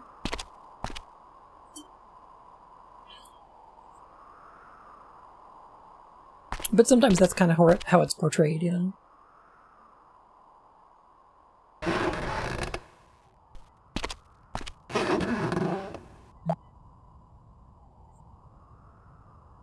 That gruesome-looking fellow above the door is Yama, the Hindu god of the dead. His presence at the doorway could be symbolic. I think he represents the borderline between life and death. Oh, that guy. There are actually many mythological and religious figures that are common to both Hinduism and Buddhism. Siddhartha, the man who became Buddha, was originally a Hindu from India. He infused some of the elements of the Hindu religion when he created Buddhism. Cool.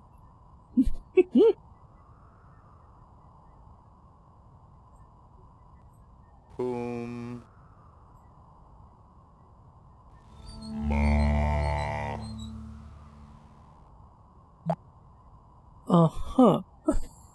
When did Andy Warhol start designing Tibetan Campbell soup jukeboxes? Having fun? I am. How are you, Each of Sasha? those symbols on the prayer wheel represents a distinct acoustic syllable. Pri, Om, Ram, Me, Ni, Ma, Hum, Pod, Om.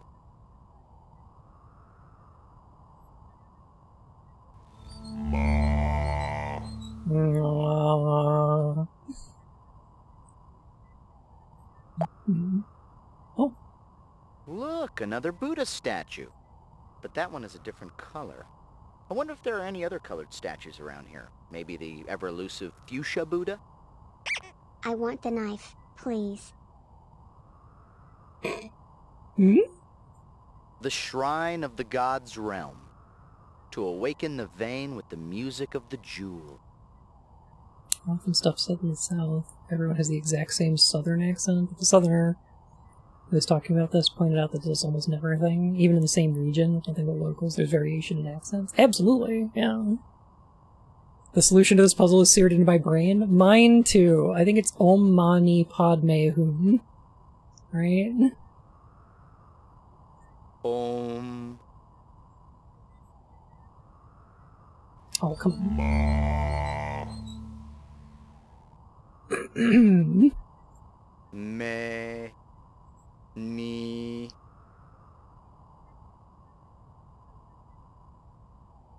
Okay, should be...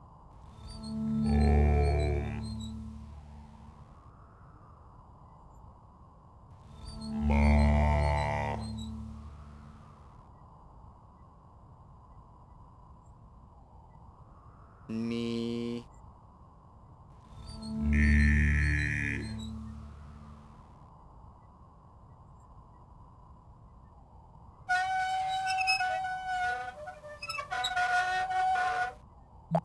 I see. It appears this ferrous cylindrical instrument has suffered from prolonged exposure to structure-stressful oxidizing agents. Gage, it's rusty.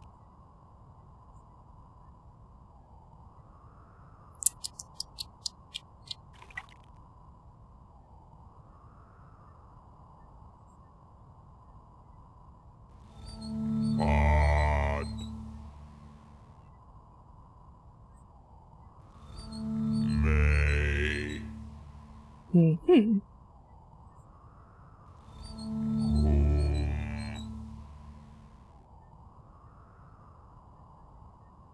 Oh, I gotta do it again. No, wait. Let's go. What? How did you... That was...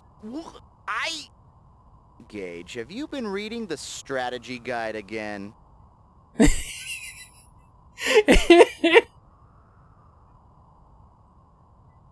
Arthur, I swear, it's just burned into my memory.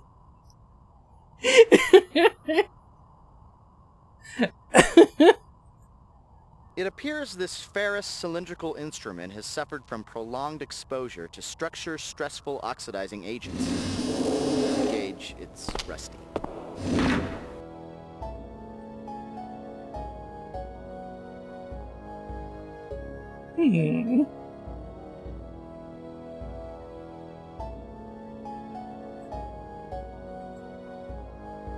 Paige, have you been reading the guide again? I'm worried there's this little marker here. I don't know what this is. I hope the game doesn't think I'm cheating. Casey, hello! How are you doing? Sloth friends. Oh my goodness. Were you playing more Silksong? I hope you had a good time. This looks interesting. If I'm not mistaken, and I rarely am, the mural depicts the Buddha entering 6 different segmented realms. In that segment, the Buddha is carrying a lute, a stringed musical instrument. In that segment, the Buddha is carrying a fiery sword. In that segment, the Buddha is carrying a book. New Casey videos? In that videos? segment, the Buddha is carrying fire. I can't wait. In that segment, the Buddha is carrying a piece of fruit. In that segment, the Buddha is carrying a bowl. Have a good night, Casey. Hello. I love you. Love you too. Bye.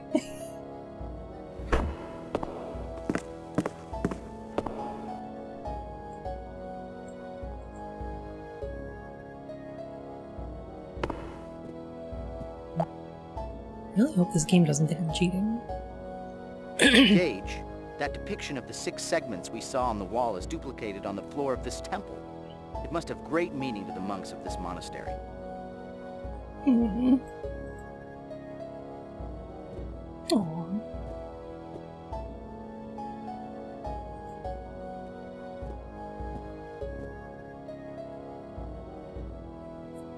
What in the FMV is this? Hey Ash, how you doing?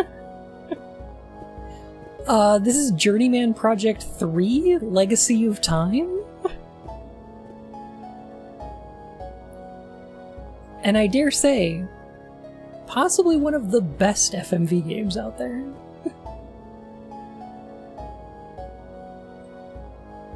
You think this will work?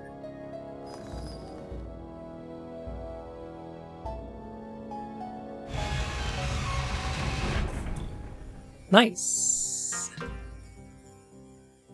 The inscriptions speak of the path of Sita Biwawa. Denied nirvana by pride, the one Sita Biwawa found himself in the realm of the gods, complacent in their heavenly heights. Only with the Buddha's song-filled voice did he escape into the next realm, the battlefields of the Ashura's Titans.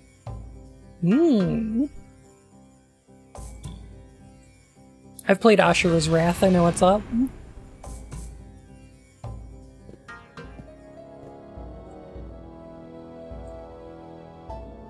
Alright, so we run around here.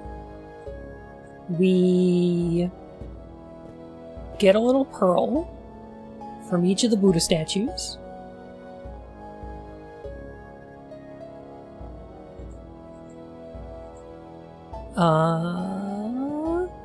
we ascend the staircase. Easy peasy.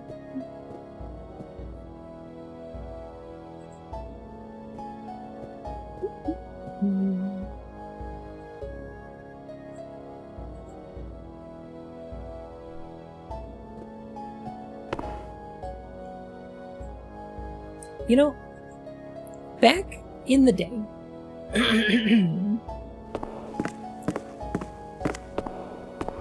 so there's always limiting factors on what kind of games you can make, right?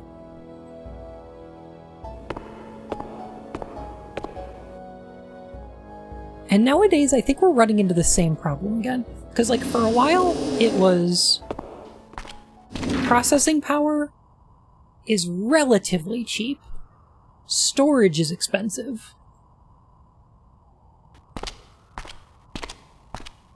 And putting games onto media, like discs, and then CDs, and then DVD-ROMs and things like that, was pricey and difficult.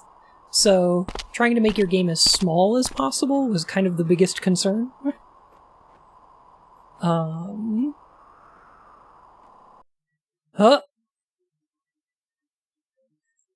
That's not good.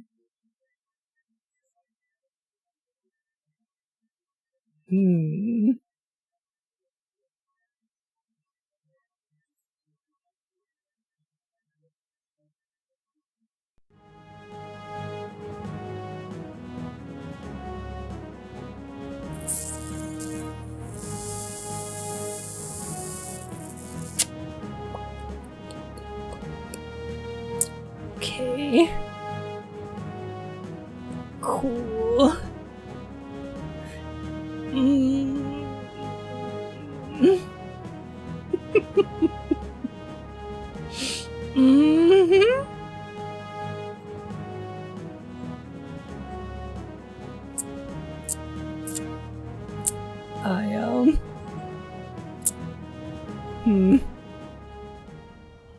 That'll be 10 dramoy.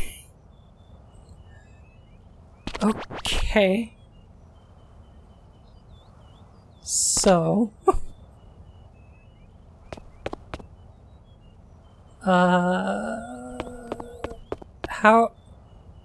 how's y'all's week going?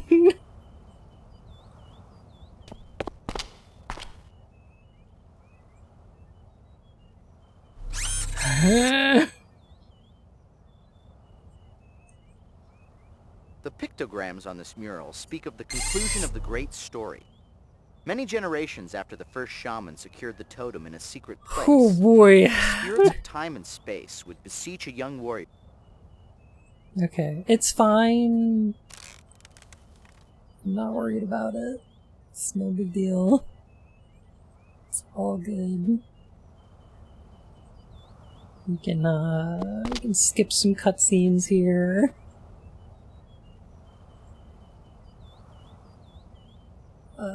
No big deal.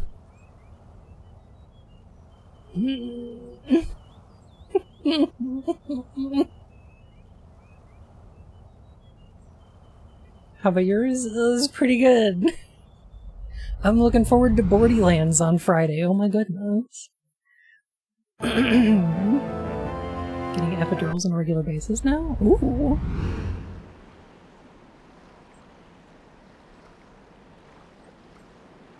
Lovely. That's good, right?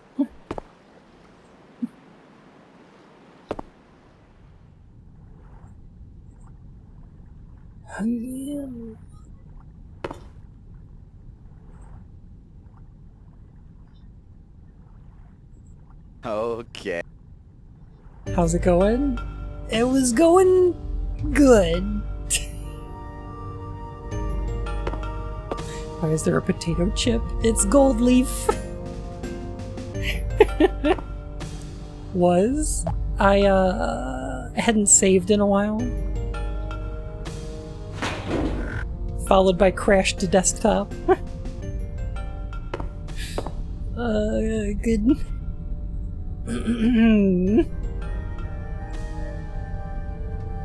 It's fine though. It's fine. It's not a big deal. It's fine. Everything's going great.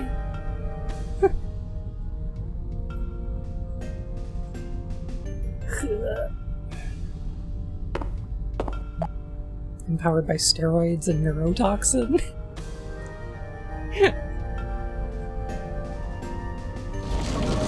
That sounds like something from Journeybun. I am powered by steroids and a deadly neurotoxin.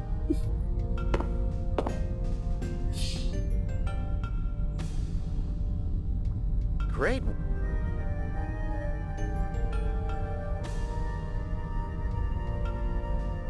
They fuck you at the save point a little bit. I wish this game auto-saved. That would be nice.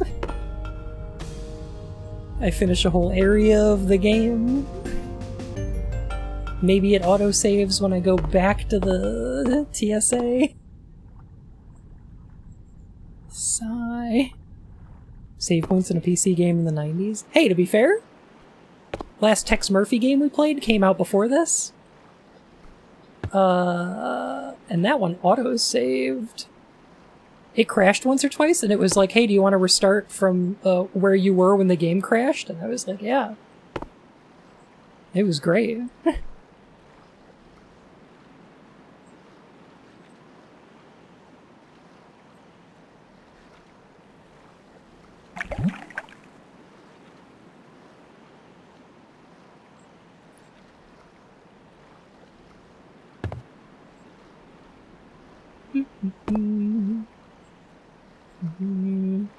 It's not a big deal, it's probably fine. That'll be 10 dramoy.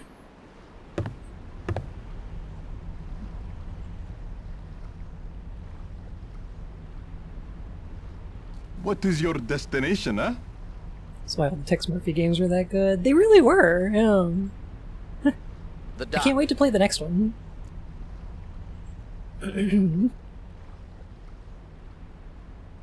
I'm surprised. You're not at the festival? Oh.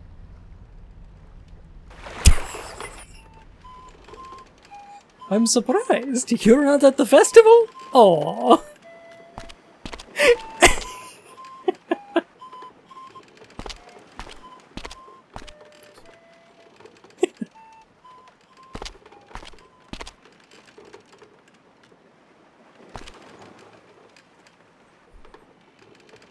I'm just skipping through these.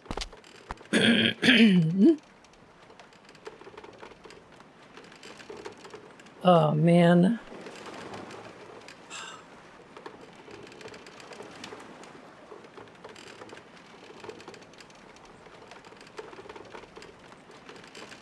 I'm so upset that I messed up so bad and didn't save. What a gaffe.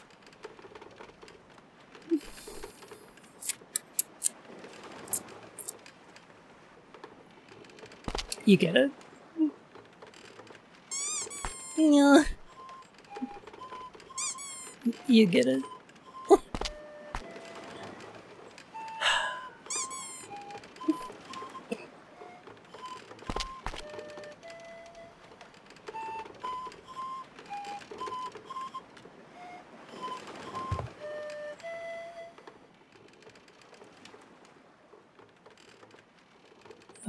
Bring me to the temple.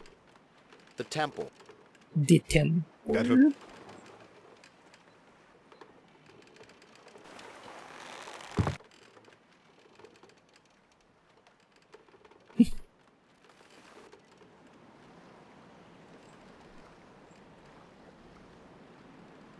It's like a very concerned robot. Oh, that's Arthur. He is.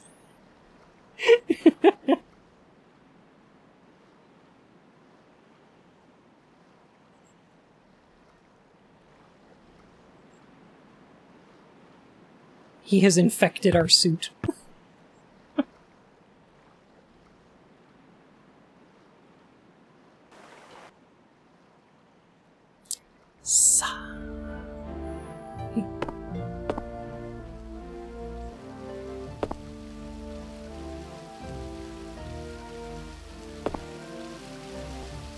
This is the weirdest Oblivion mod ever.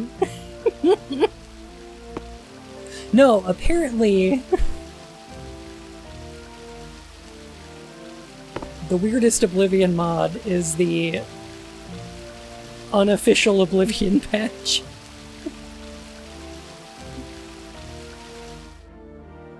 Nicely done, Gage. That should stop the flow of water in the secret passage.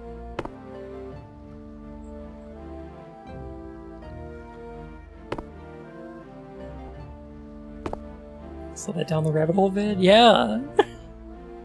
Wild stuff.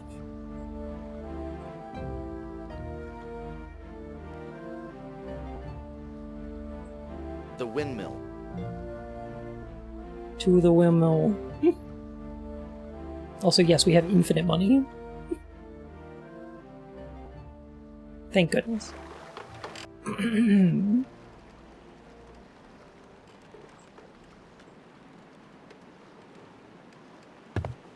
I never knew that first Dragon's Voyage, which I've heard for years was from the patch. What the fuck? Yeah! It's wild. Arthmore sounds right, yeah. So Arthmore responded to the Down the Rabbit Hole video? And was like, this is a bunch of drama and made up nonsense, and also was made by AI. It was like, that guy's voice is just AI.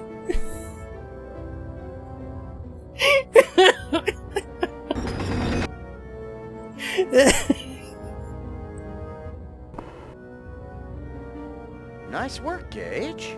Now that we've dammed that river, we can get into the secret passage. Yeah, he said After Fred's you. voice is AI generated.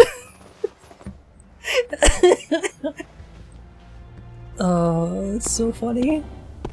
What an asshole. There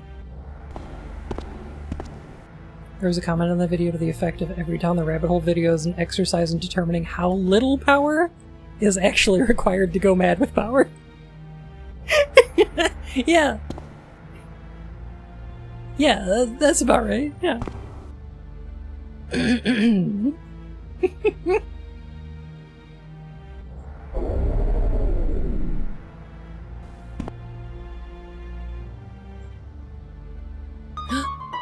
Nelligan. No. Nelligan. Hello, how are you?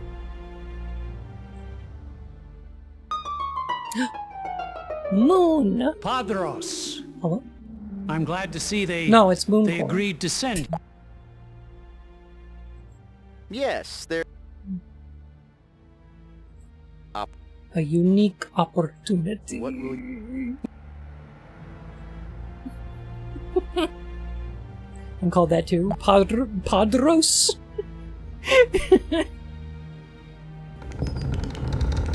Sure.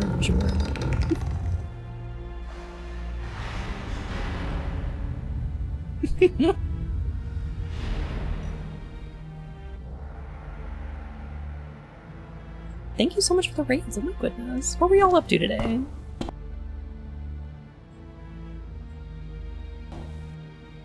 Dario emote? Oh god. Yeah, I'm skipping through cutscenes because the game crashed and I hadn't saved in a while. So...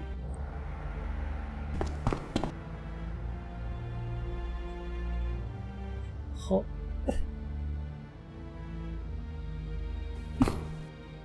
Ring the bell!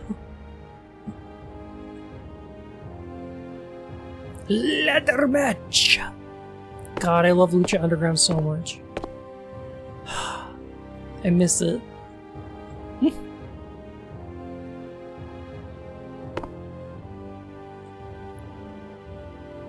And they can't bring it back.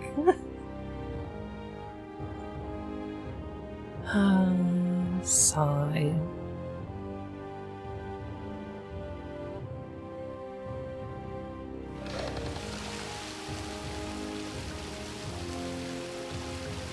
Brilliant work! Okay, now we grab the flowers.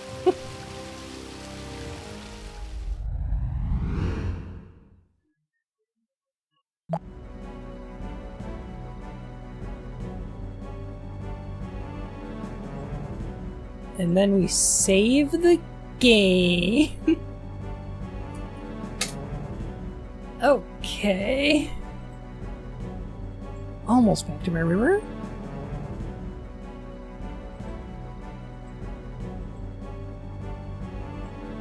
Someone who never watched pro wrestling before that. I quite enjoyed watching Lucha Underground. I'm so glad. I love introducing people to new things. That's why I like watching Lost together. And Lucha.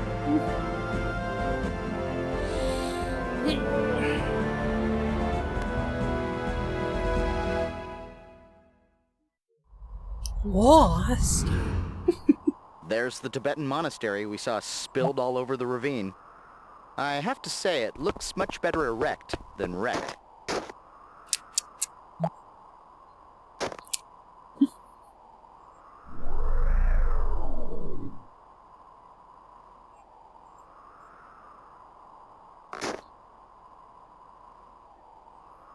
I've seen a little bit of wrestling as a kid. Other people's houses as well as video games, and then we watched Lucha Underground and it was rad. Yeah! Bun, do the joke again? Oh, that I'm the opposite? I think I look better wrecked.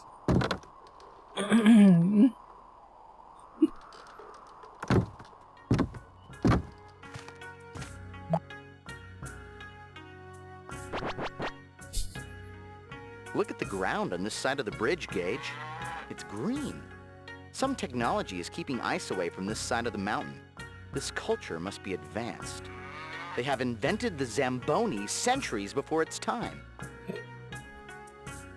Those colorful symbols on yonder rock are the 6 syllables of a holy Buddhist mantra, Om Mani Padme Hum. It means Om, a jewel in the lotus. Graffiti in Shangri-La? Those darn punk monk vandals have struck again. Each syllable in the mantra is important. Om begins and ends all meditation. It is said to be the perfect sound of the universe, but not when you say it like this. Oh my lady! Oh my god. Hum, the last syllable of the jewel mantra, is an angry syllable, meant to be a spiritual They war cry developed a against technology to keep vice. Heisa weight-based. We need some of that. We need more of that. It's the worst Jerry Lewis impression. It's really bad. Om Mani Padme Hum. Now everybody! Om Ma... The inscription speaks of the 4 noble truths. All forms on the wheel of life suffer. The cause of all suffering is ignorance. The true path to deliverance is blocked by vice and falsehood. Knowledge of the virtues will reveal the true path. Oh, okay. Arthur Jerry Lewis has been dead for centuries.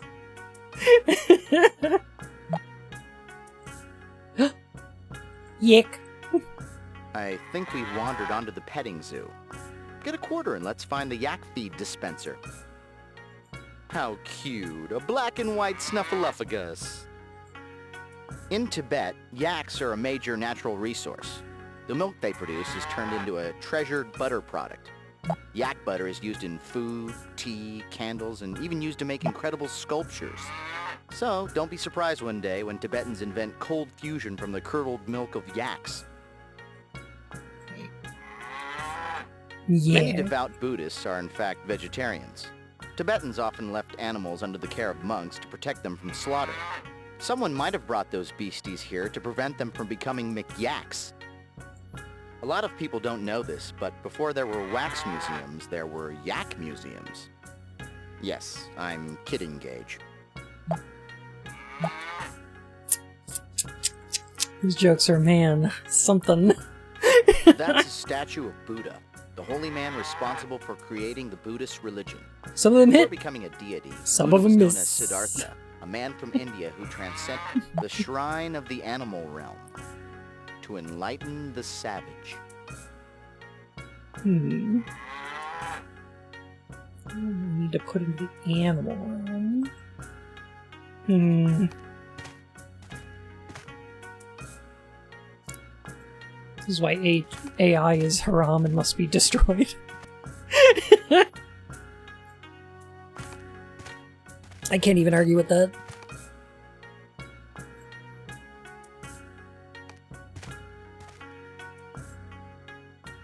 Hmm. Ooh. Hey, can we use our gaff to pull that little lever there? Ah. Gage is just levitating it with his mind. He's just got his fingers on his temples.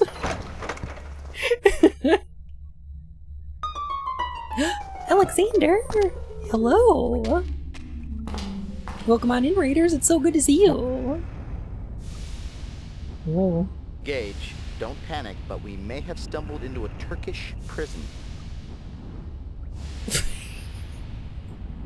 Do I expect you to leave the steam tunnel?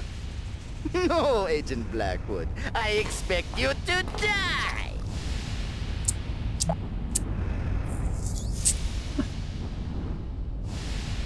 You like movies with gladiators?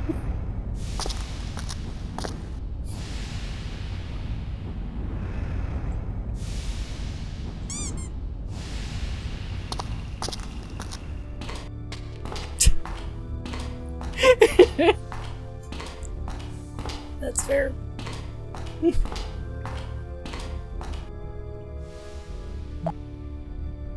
Oh. You can thank phosphorescent yellow lichen for the romantic mood lighting in these tunnels.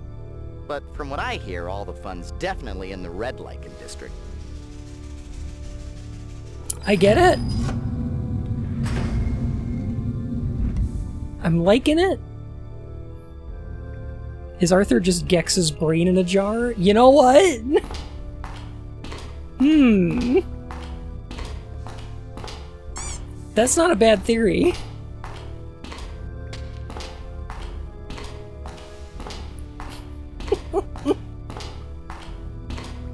Oh. Well, not getting through there. Where's Jane Fonda?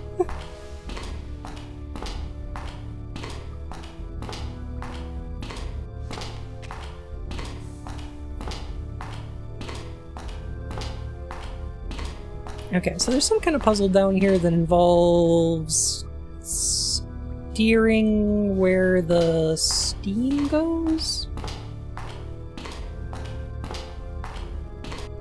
Seems like.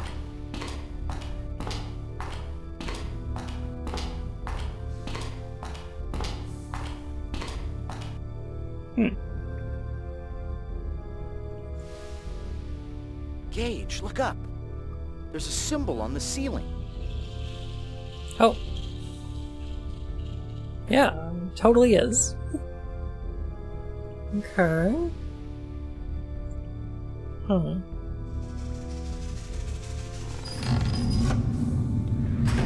Tune in, Lucky's already going through someone's throat.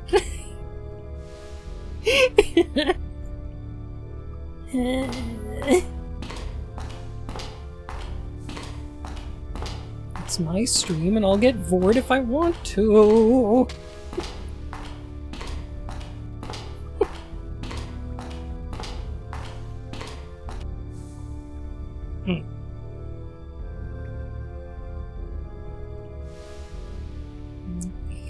Okay.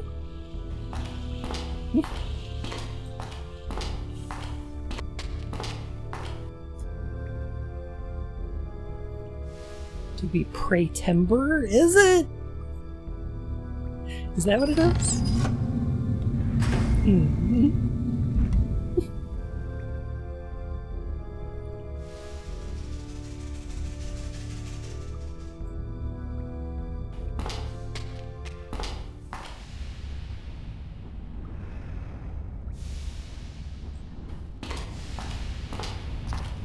Okay, we're back at Steam.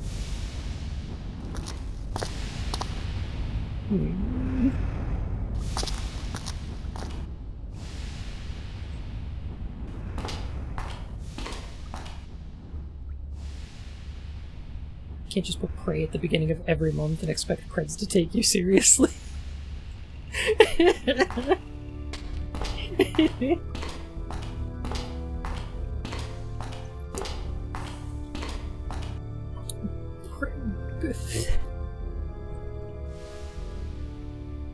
Oh. A gooey duck? Hmm.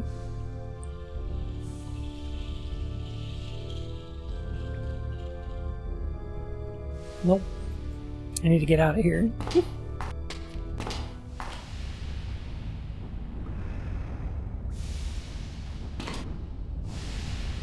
What, have you saved recently? No. Yes. This looks like a natural steam vent. It probably goes down pretty deep. The monks are using the heat from these vents to warm their monastery.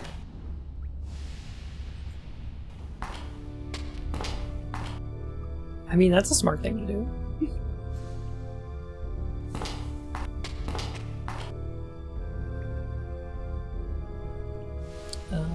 Okay, what do we got here? Diamonds. Hello, I'm getting out of the lurk mode just to remind to not forget saving your game before any crash Kulganine lurk. Working on it. Tusks.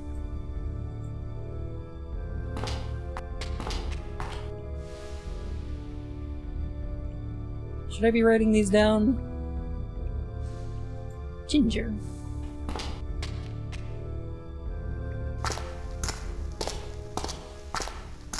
Ooh.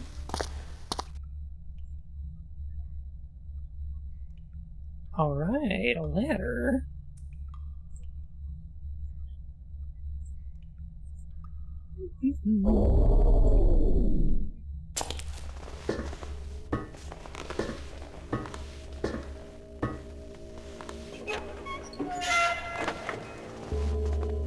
Man, I can't believe this place has got central heat.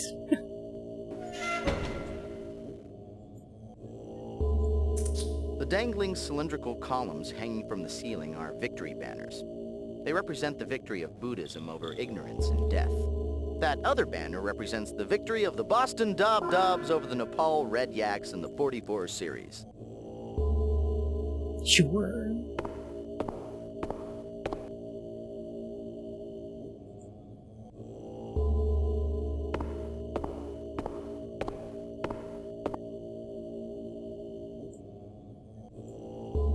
Don't forget to save. I saved! It's fine!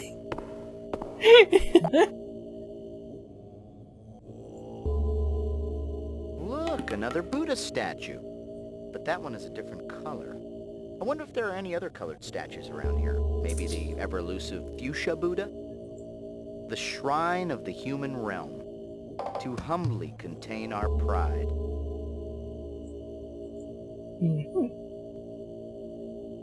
Until actual humor can be found, please accept the substitute.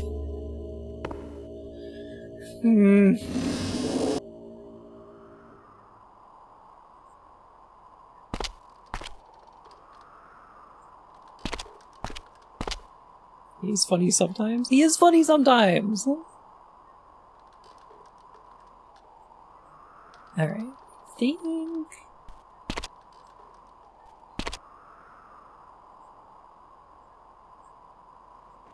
Let me see. Fork in the Tail is so much worse than this.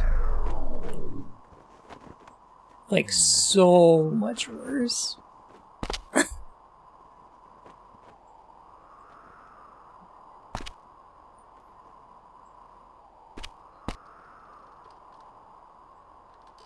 It's interesting that we accidentally got past this bridge. Like, early?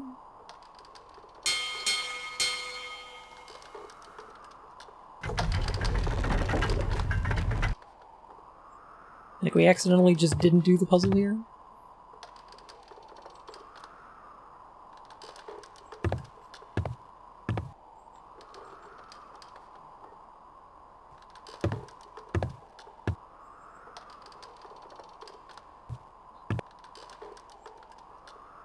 No Chetty Protag's sidekick will ever be as bad and everything is better. Yeah. Yeah, it's hard to get much worse than Rob Schneider commenting on your entire game.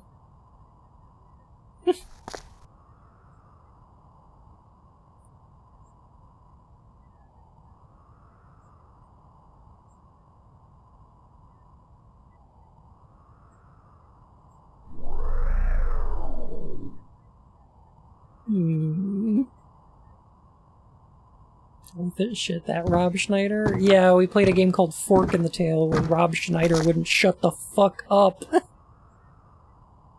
over the whole game.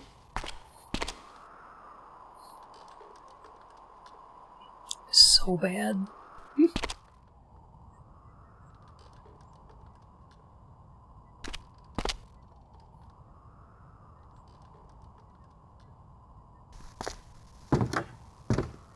Is it one of the worst games I've ever played? Possibly. Yes. You must give the offering of the initiate before you can cross the bridge and enter Shangri-La. What kind of offer? Will this Keep scarf stuff. allow me to... Goodbye. Yeah. I like Zuko with a taco on his head. I think he's a cool character. The sad nerd.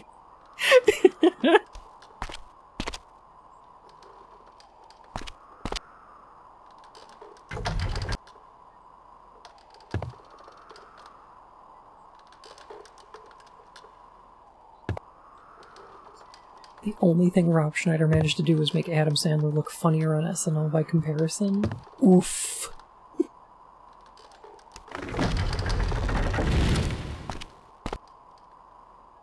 True and oof.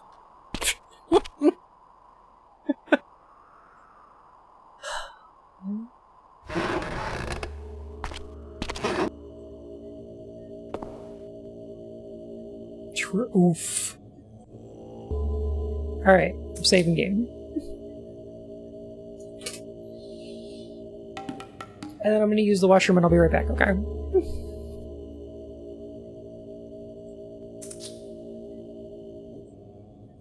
don't think there's a pause in here. It's fine. We don't need to pause. It's not like anything's gonna happen, right? I think we're good. I'll be back in a moment.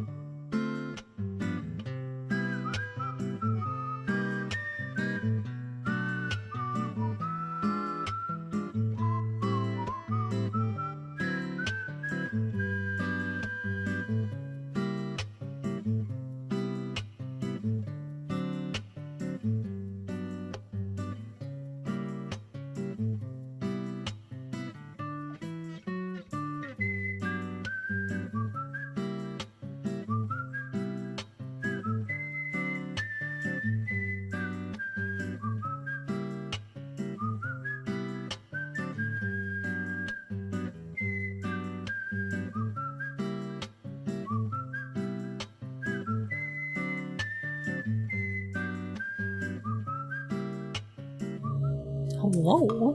I think I'm gonna play a little bit more of this, and then I'm gonna go and I'm gonna cut my hair. That's what I'm gonna do.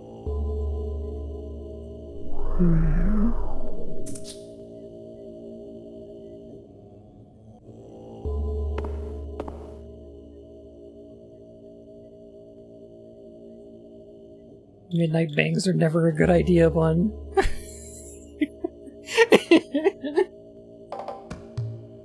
No, not the built-in handle. Oh my god.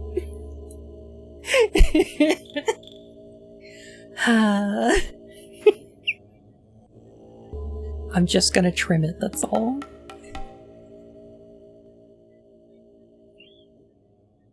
A new initiate. Welcome to Shangri-La. I am Lama Delsdin Gyopa. I will be your teacher as you begin your path to Buddha. We lead simple lives, dedicated to alleviating the suffering of the unenlightened. We constantly meditate to improve ourselves, so that we may one day find nirvana. Is this the syllabus? It is a hard existence, but a good one. You undoubtedly have questions. I mean, everyone has questions. Yeah.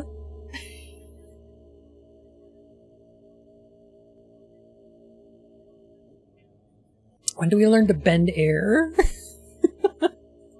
Who are the unenlightened? Those that are still trapped on the wheel of life. Those that die and do not reach nirvana are sent to one of the realms of the wheel to be reborn. Cool. What is the Wheel of Life? When a person dies, karma forces the spirit to enter one of the 6 unenlightened realms. If the person led a life of vice, then he or she will go to a realm that embodies that vice. If the spirit does not achieve nirvana, then it is fated to wander, to be reborn again into another of the 6 realms. The wheel always turns. Only by learning the virtues that deliver us from the different realms can one escape and reach nirvana. Alright, I'm looking forward to escaping samsara. Help!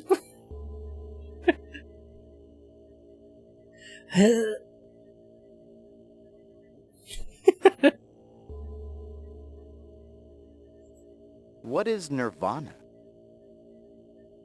Excellent question. Not getting out of samsara with this one. Nirvana is a state of mind, a location, a being.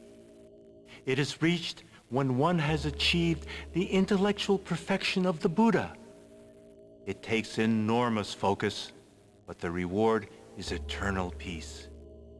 We strive every day for nirvana.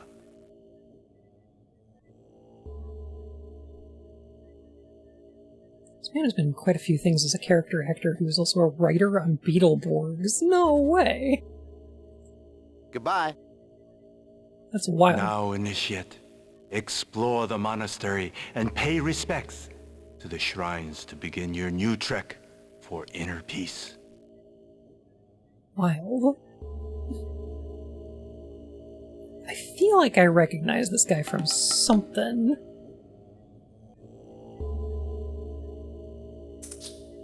Koji Karaoka. Mortal Kombat Legacy.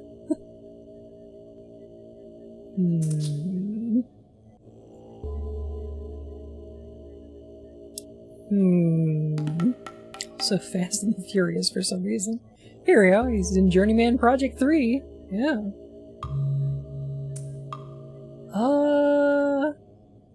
Yeah. Bunch of tiny roles. I mean, you know, they say there's no small roles, there's only small actors, but he played a pilgrim in Angel. He played monk number 2 in an episode of CSI. He played a monk in Committed. He played a monk in The Shaggy Dog. I feel like this guy's a little bit typecast. Unfortunately, I think this guy's been a little bit typecast.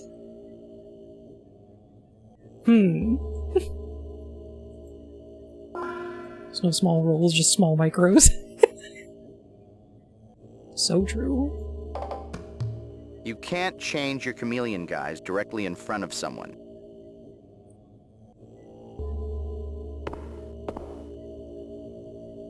Alright, let's just walk a little bit out of sight. And what if we looked like Genghis Khan? But has he played a monk on monk? No, there's been no monk on monk action.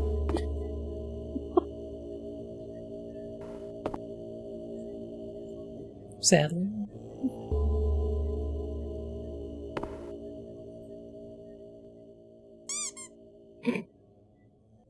Khan, I must admit, I am pleasantly shocked to see you.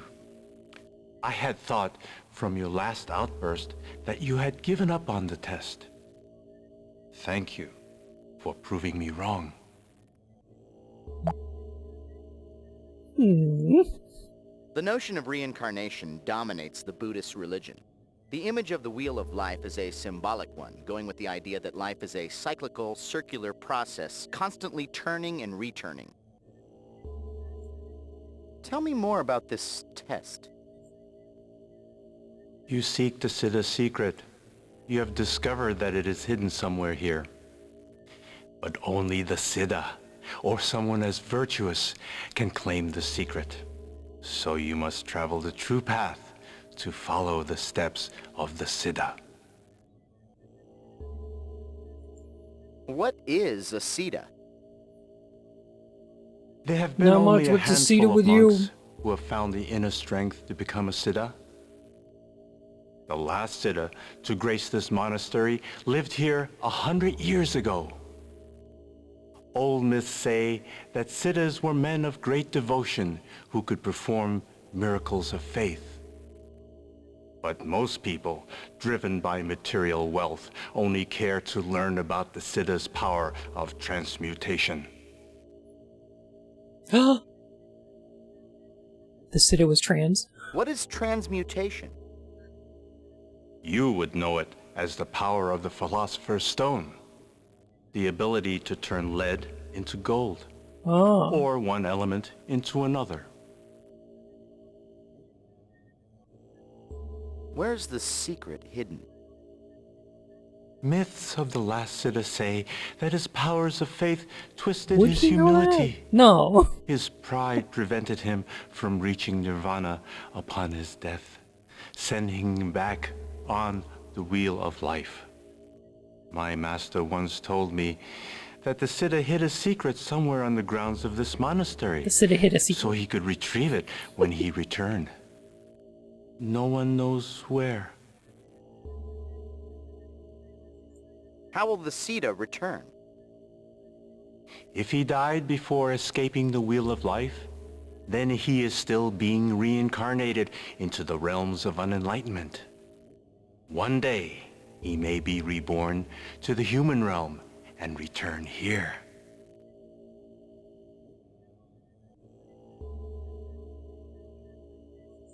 What is the true path? Ah, that is not an easy question, Khan. The world you know as reality is clouded by illusion, shrouded in deception and vice. Only by walking the true path can one pierce falsehood and achieve the peace needed to escape the realms of the Wheel of Life. The first step on the path should be to meditate at the 6 shrines and find their purpose. As Buddhists, we need to alleviate the suffering of all, especially those in the unenlightened realms. Tell me about the realms. Which realm do you wish to know about?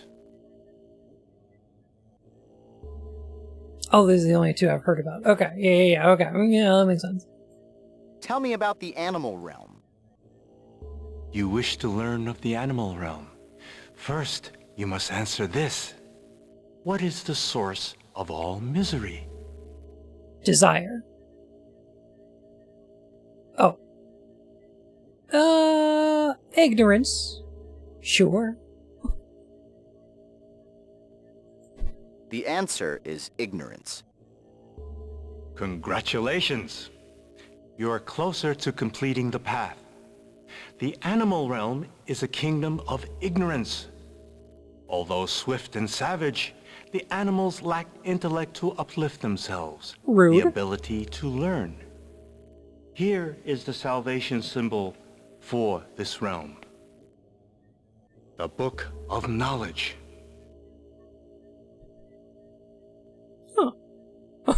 The 90s were the worst. Tell me about the realms. Which realm do you wish to know about? How are animals supposed to read the book? Tell me about the human realm. Yes, our world. It is a realm of illusion, where most do not even realize that their existence is undesirable. But the human realm holds the most potential to reach nirvana. To do so, one must achieve humility. The symbol for salvation is the alms bowl of the pauper, the humblest of objects to control pride. Okay. Goodbye. Give me your hat. Walk with peace, brother. Rude. Well, that was helpful. We got a book out of that.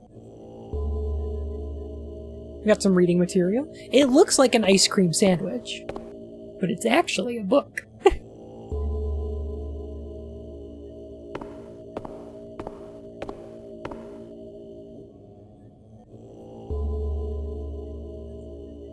I think I have a copy.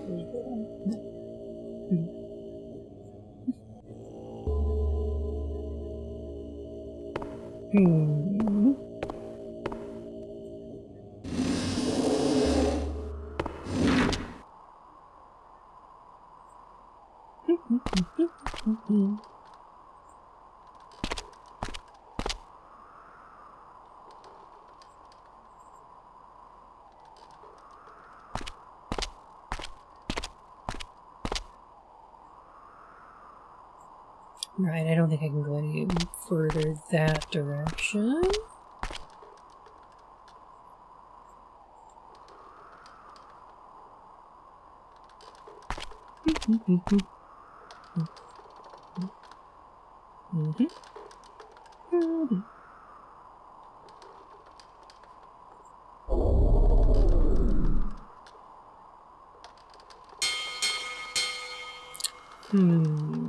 What's next?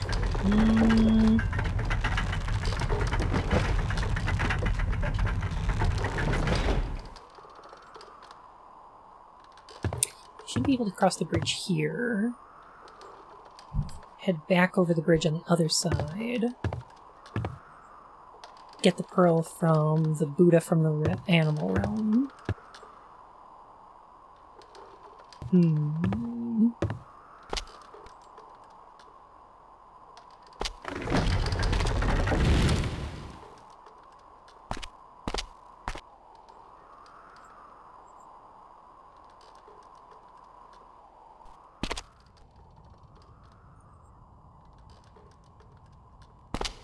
I feel like I remember more about Atlantis from when I played this when I was a kid.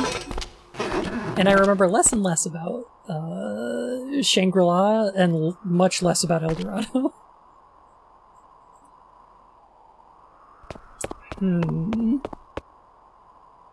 I think in El Dorado we want to ride one of those blimps. Just remember If the a steam Siddha had a tunnel. secret, a Siddha would hid a secret is a Siddha had a hidden secret putt. Totally.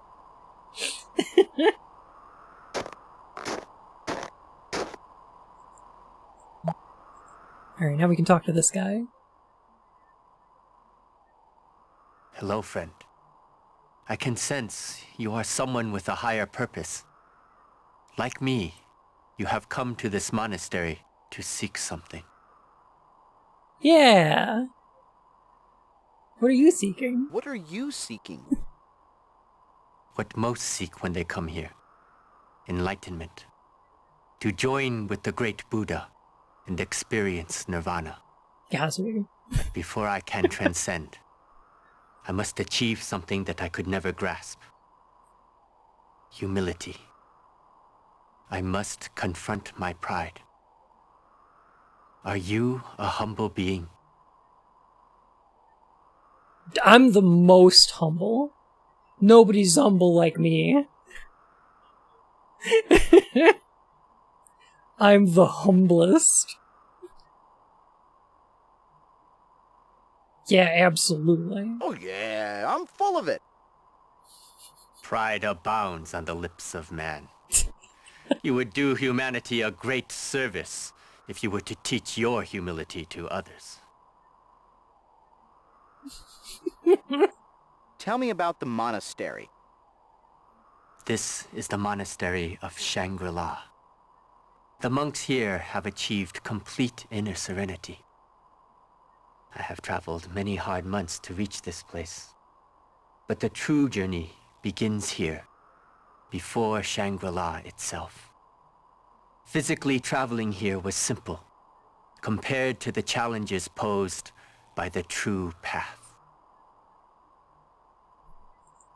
Tell me about the true path. Most people walk about in a guy world of delusions, clouded by vices and deception. But there is a path of truth that cuts through the illusions, a path of deliverance.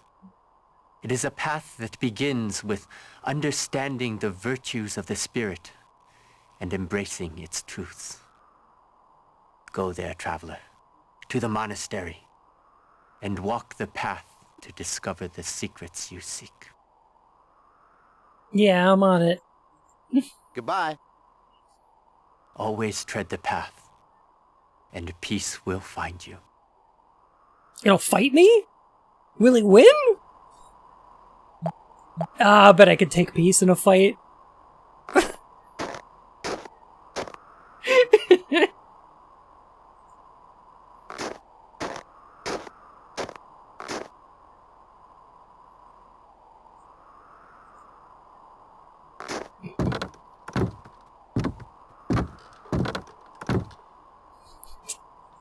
Peace has never lost a fight. Damn.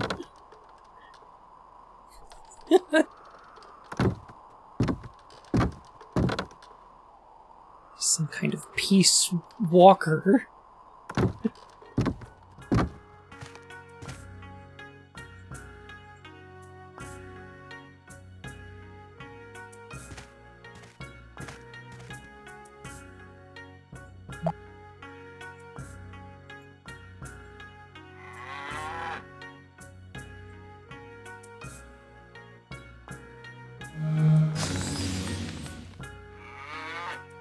Yay! Jumbo. Looks like there's another inscription on the base of that statue. To Aunt Edna, hope you're feeling Buddha, Cousin Morty?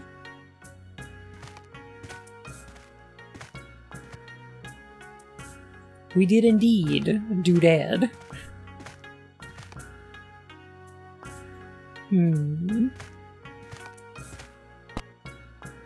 I don't think we went this way before.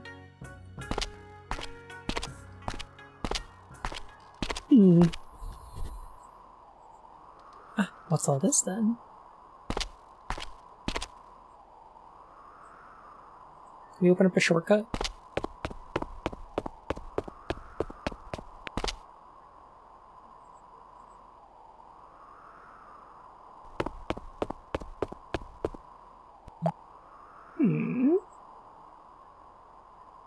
Now this is interesting. The walls on this building are partly made of a slightly translucent paper to allow sun to pass through. It reminds me of a greenhouse. A greenhouse in the Himalayas? Isn't that like looking for an ice needle in a butter haystack on a very hot day? I don't think I've quite mastered this simile thing yet. Thanks, Arthur. Hey, Gary, how you doing? Oh!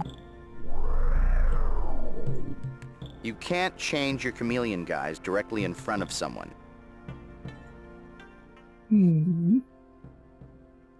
Good morning, brother.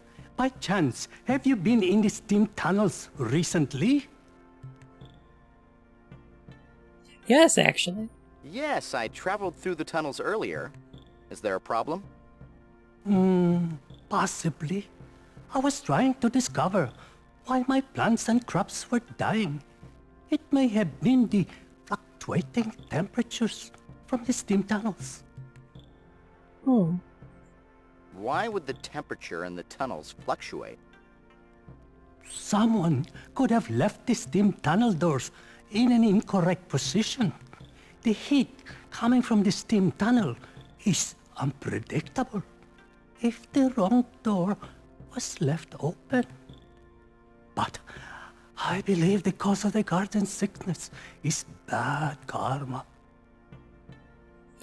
Why do you suspect bad karma? Who could have done that? I'm worried I might have adhere to the doctrine of karma. If you hurt the earth, they will hurt you back. If you appease them, they will help you prosper. Goodbye. Goodbye, brother.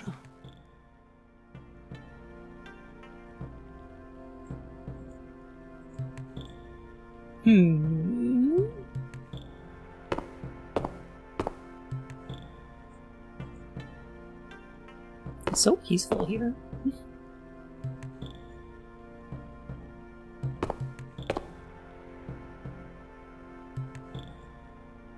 What do we got up here?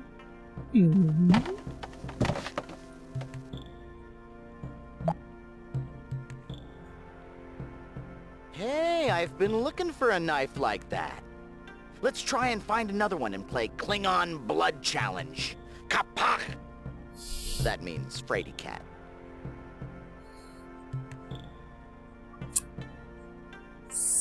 This tunnel map is helpful, but I think I can add something that would make it even more useful. I'll start updating the positions of the doors onto the map after we've been to a location.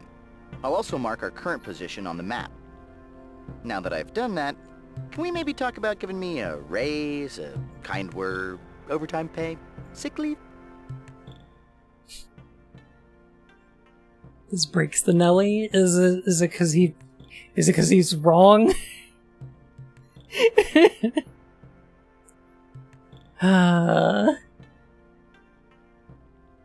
I'm sorry, he's not very good at Klingon.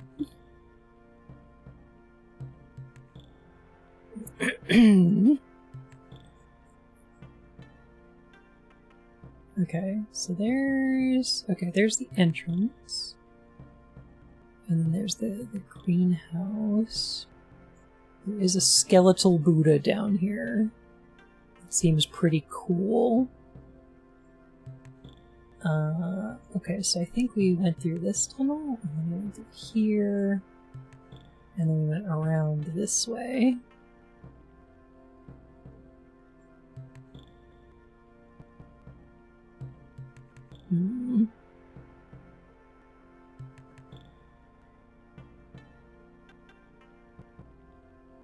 Skeleton just chilling. This Patak will not get him to Stovelcore.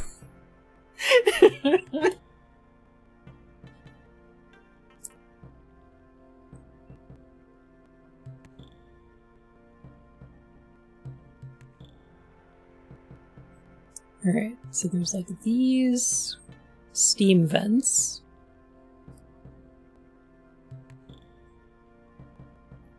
And I think maybe the idea is that we want to get all of them to this location?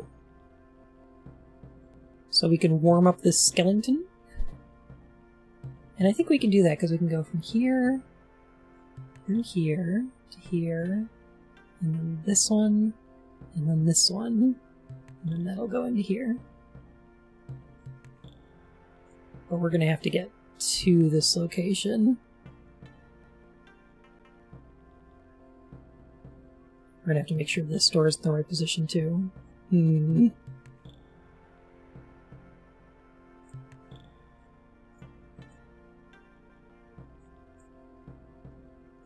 Okay.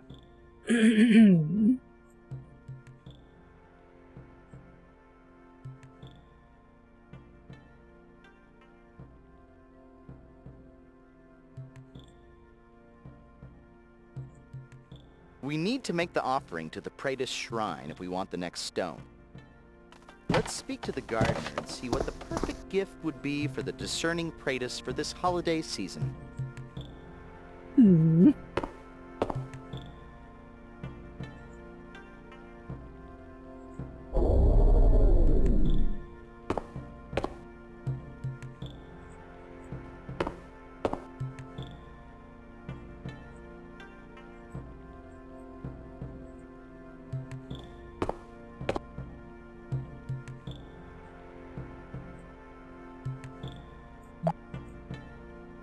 The Shrine of the Praetus Realm, to sate their eternal hungers.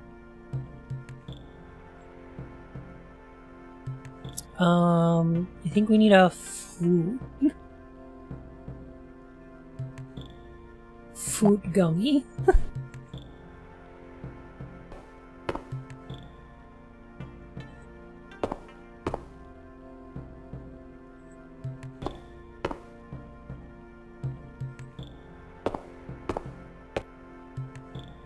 I think...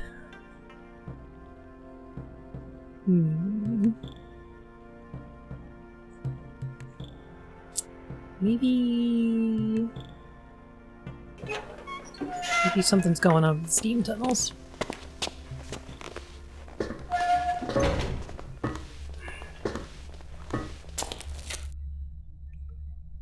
Nuch is Klingon for coward. I see.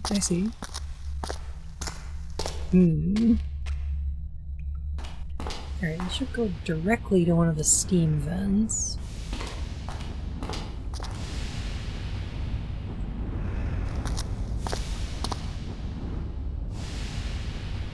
Okay, and there's just the path here.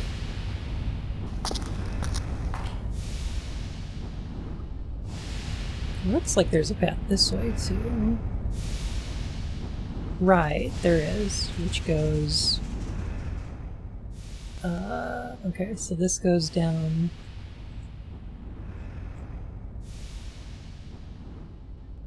to there.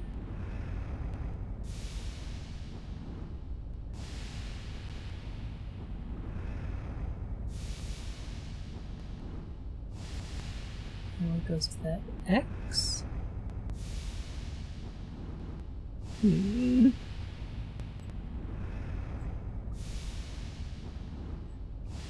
Okay.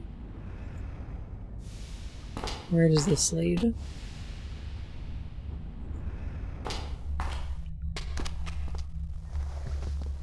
Ah, I see. Okay. Cool.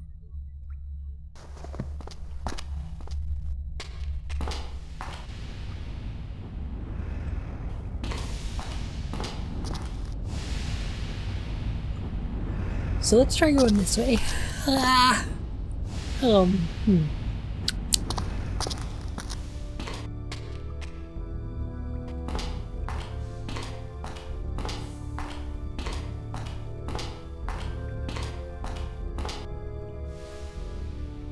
sealed it off behind me.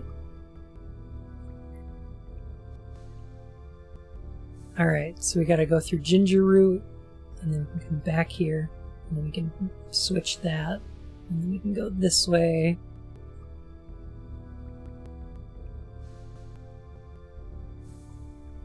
Right, and then from here we can get into there. Alright. Feeling a bit too much like the home warden. Well,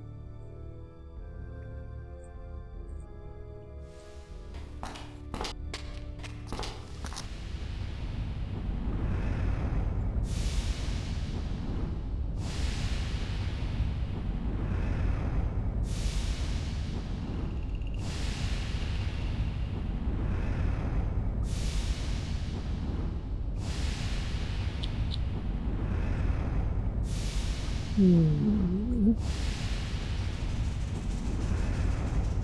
be helpful. Not sure.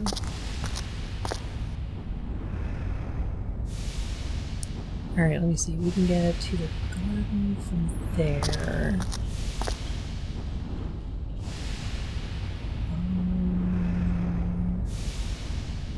And that way lets us get to...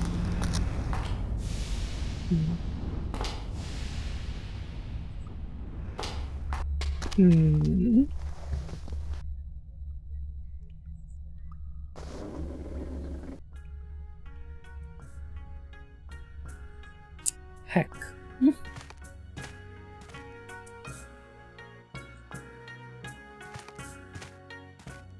This looks reminds me so much of some edutainment games I grew up with. It's kinda that.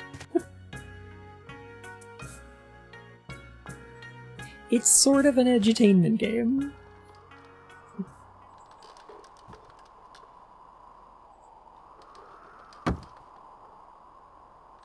This is exciting.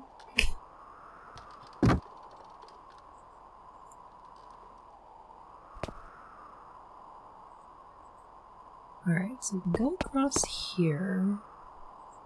Should there be 2 other entrances into the steam tunnels then?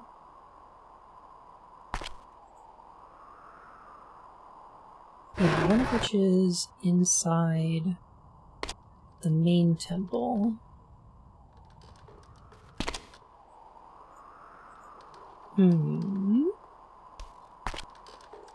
Tunnels just look like Morrowind to me.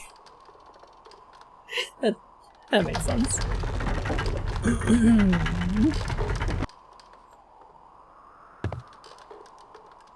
But it's tricked us into almost learning.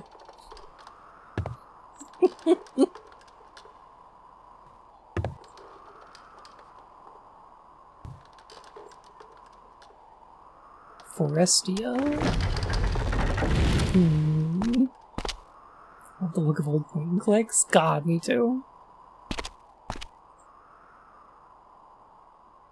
This game's got a style to it that I just love. Ooh. Let me check this real quick. Okay. So now we're here. We can go down here.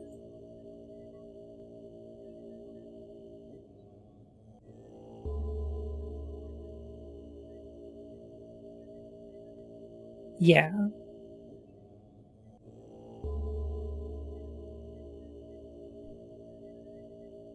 Okay. We'll go here, and then we'll go here, and then we'll move the door.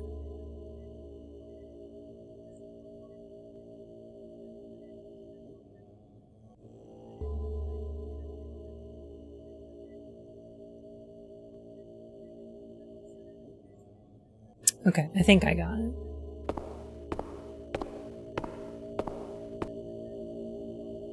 We'll just combine all the steam vents.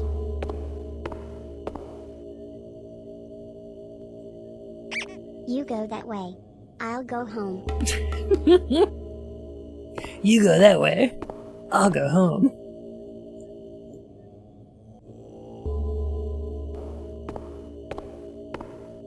You think he wants his towel? Nobody tell Mom.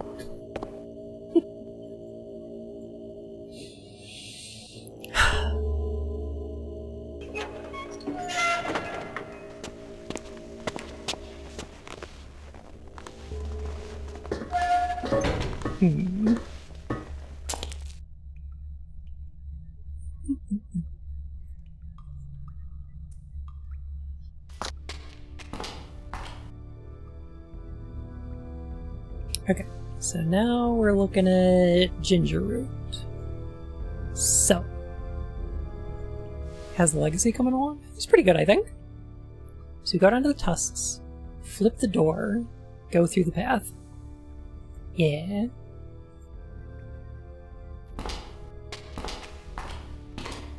These tunnels used to scare me so bad as a kid. Understandable. They're kind of cramped.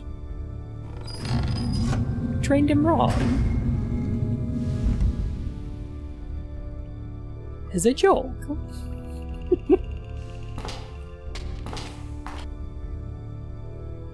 Alright, so now this one.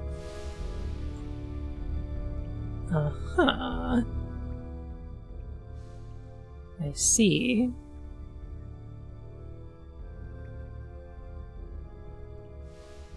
Yeah, we want to flip this one the other direction. However, we might wind up getting stuck over here, and I don't want to do that.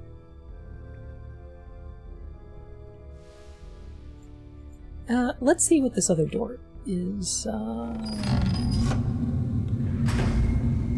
set to.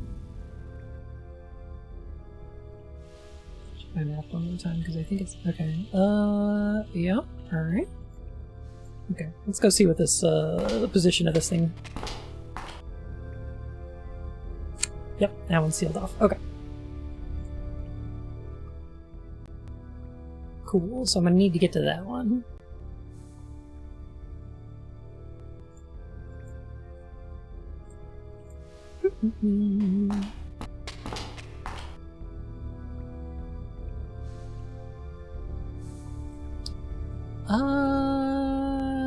Do we just... okay.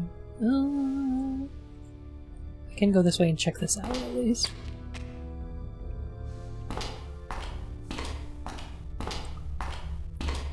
Aha!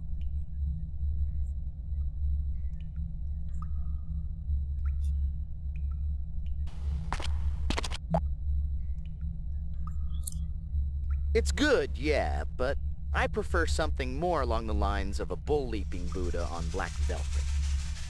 The writing on the wall loosely translates to, "Channel your energy to obtain the enlightenment you seek." This is fine. Buddha's like, life is suffering. This is fine. From the tools and instruments, I'd say someone is using this room to create yak butter sculptures. Or the monks have started a lucrative leg waxing business. Welcome to the Wax Museum. Along the north wall, you will see a marvelous replica of Boris Karloff as the Black Buddha.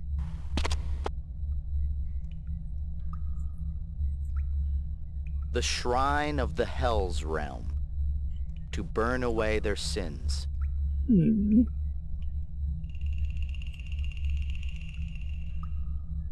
Ooh. A bowl. For to boiling butter. Currently filled with melted yak butter. Tasty.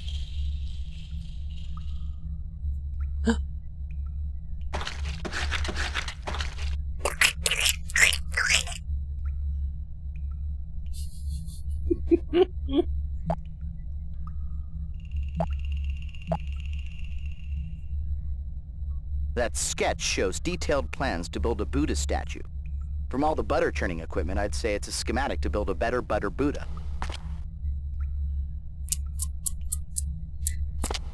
Alright.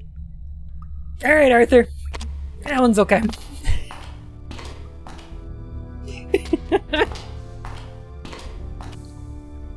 What was that sound? Butter!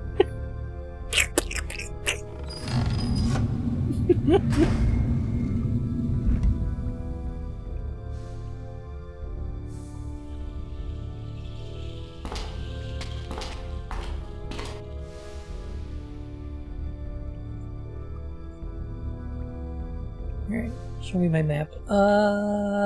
Okay, I can go back this way. Oh, okay. Sure, I can go back this way and then to here. Flip this one.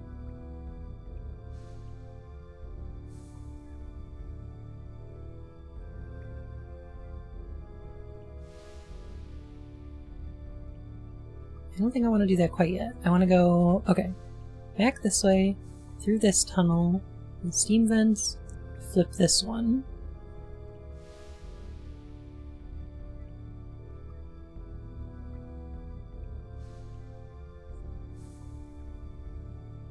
I'll flip this one as well. Okay.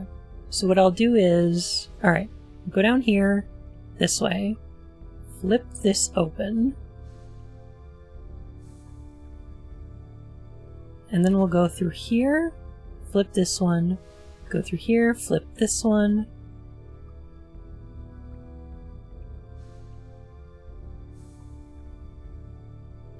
Ah, this is where the Sid is trained to build a better Butter Buddha in their hidden Sid a better Butter Buddha building hut. That's correct. Flip this one, go back. Flip this through here. Flip this, and then let me get through here. This will be blocked off though. I can't believe it's not Buddha. Still need to figure out where this leads.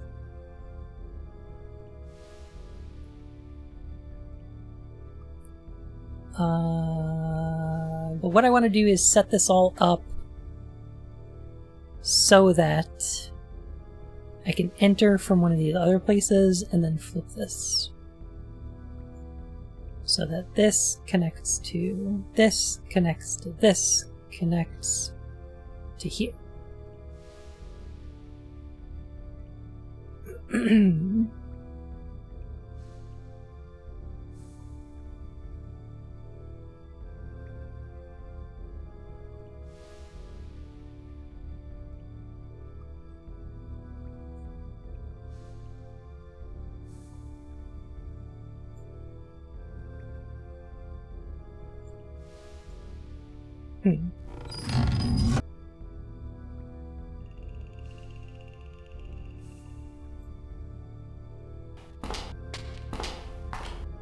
I'm gonna try this out and hope this works. Okay.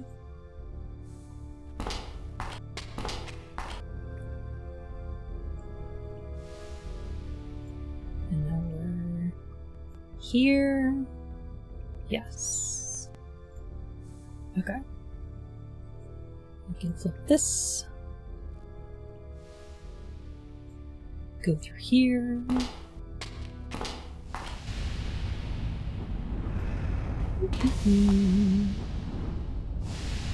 This allows for the existence of garlic Buddha.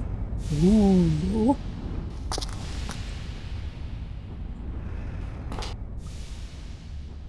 Ooh, I love garlic.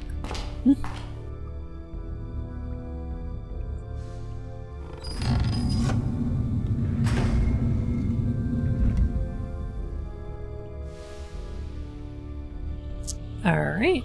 Now, we head back, flip this,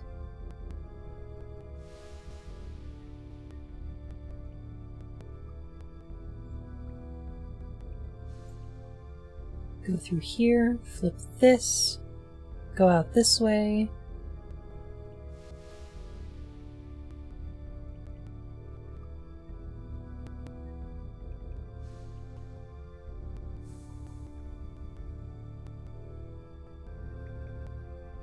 tutorial baking a Buddha Scotch pie. Ooh.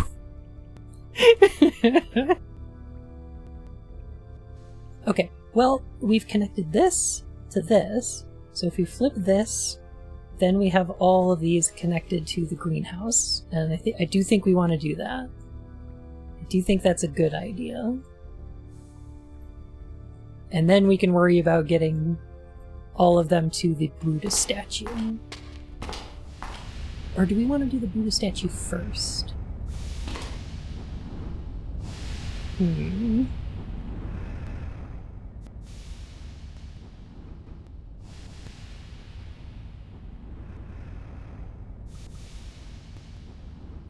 No, because in order to get to the Buddha statue, I'm going to have to go through here to here, flip that, to here, flip that, and then go in there. Okay.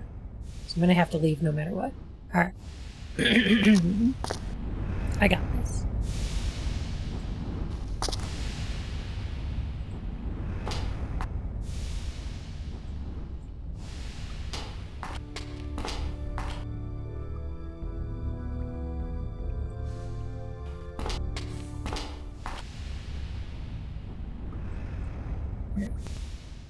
Here. Yeah, and then going to the next one, and then flipping the last one. Alright. Yep, yep, yep, yep, yep, yep. Yep, yep, yep. Terminals.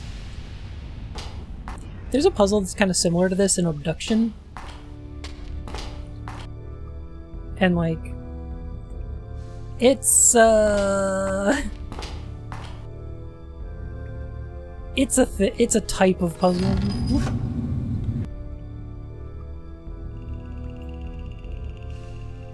I liked Abduction. I did too. I thought it was pretty good.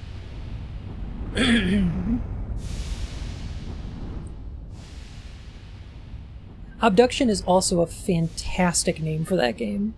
It's so good.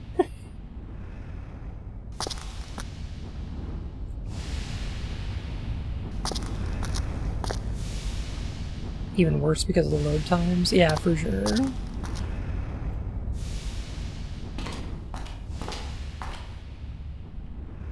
I avoided Firmament, though. I streamed one session of Firmament and then got really mad when I found out there was AI shit in it.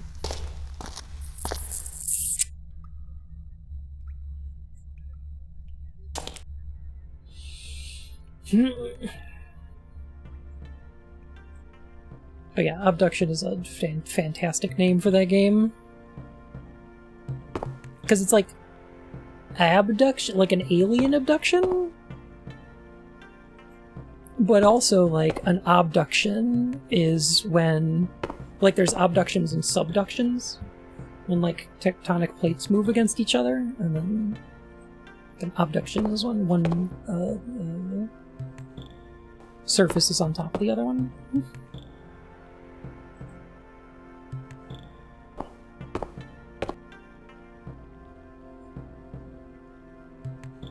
An abduction in when tectonic plates are sliding together is the one that's topping, right?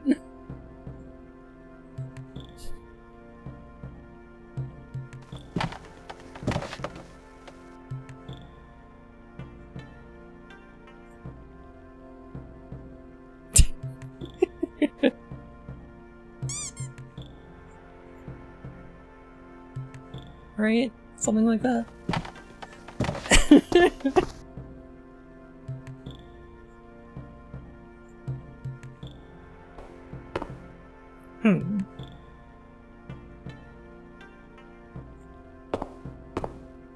Well, I've connected all the heat vents here.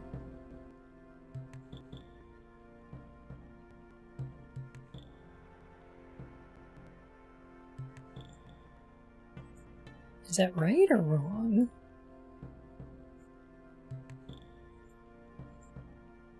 Explain this to me in a way I can understand. This tectonic plate is topping. I see.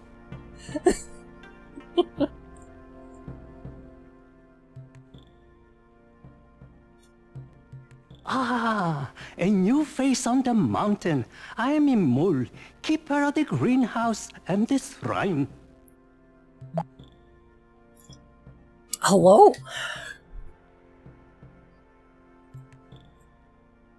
Ask him some questions, Gage.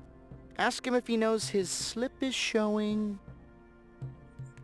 Gosh, Keith Richards hasn't changed at all. Tell me about the shrine.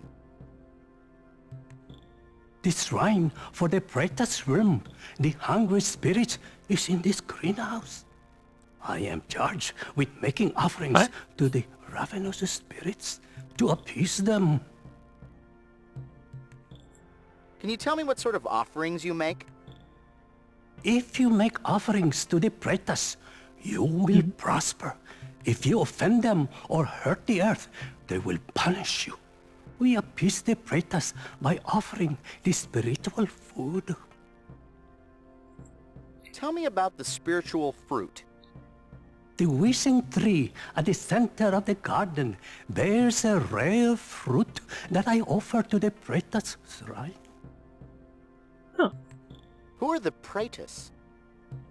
One of the 6 realms of unenlightenment is the realm of the Praetors. tortured spirits, damned for gluttony in previous lives. These ghosts live in our world, constantly tantalized by material possessions. They suffer, for they can never satisfy their hungers. It is the duty of our brotherhood to alleviate all sufferings, even the suffering of the Pretas. So capitalists? Tell me about the greenhouse. Gladly, traveler. To sustain the brothers of our order, we grow our own food. Heat from tunnels below the monastery sustains the crops and even allows the wishing tree to thrive. It also describes some preds I know.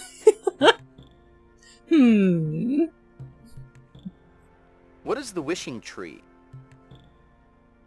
The tree at the center of the greenhouse is the wishing tree. It is very old and sacred. The fruit it bears is a treasure and believed to grant longevity. However, the tree has been sick lately. I think the roots may have been afflicted. What's wrong with the roots? I don't know what to do. The tree should have grown fruit weeks ago. I went into the tunnels to inspect the roots, and I had found that they were rotting and sickly. I fear that the tree may die. Goodbye. Farewell, new friend. I hope to talk more with you later. I see. Alright.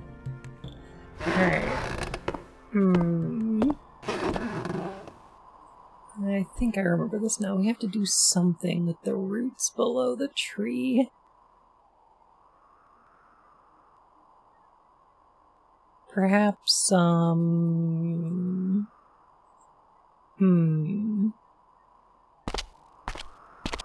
don't suppose I could get some of that healing water in the Mediterranean.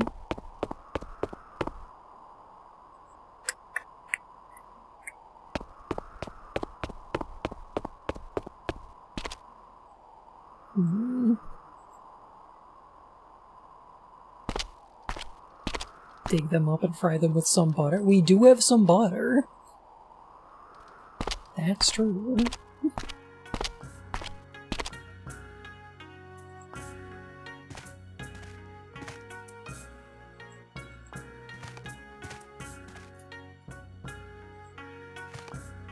Some butter.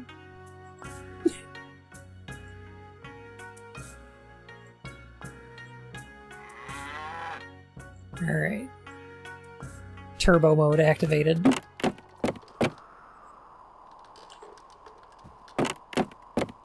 It's not that much faster, honestly.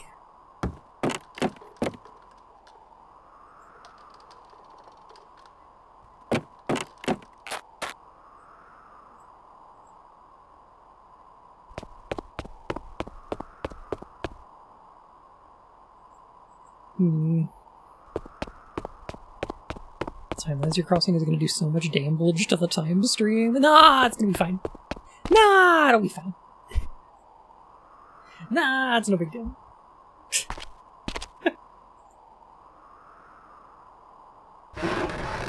Turbo mode should just cut the interstitials. That would be nice.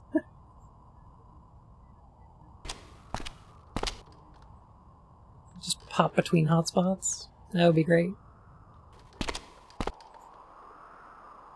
Archaeologists in 300 years, how the fuck? To be fair, they don't ever find these places.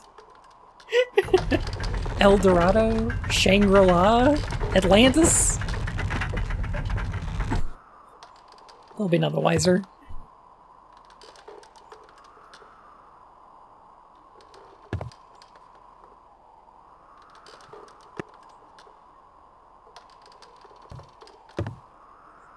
And you get to Lemuria to visit the lemurs. I do want to do that, though.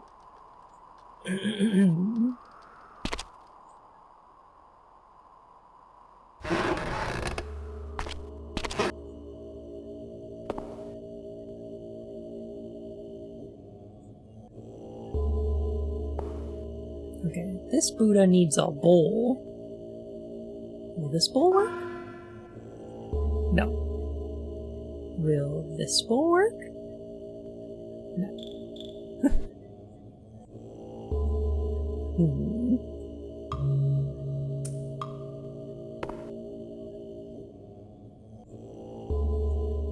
Lemuria was another land they thought might have been Atlantis? Not exactly, no. Before we knew that there were tectonic plates, we thought that there was continental drift. Before we discovered continental drift, or before we theorized continental drift, there was an open question as to how lemurs evolved both in India and Madagascar and nowhere else on Earth.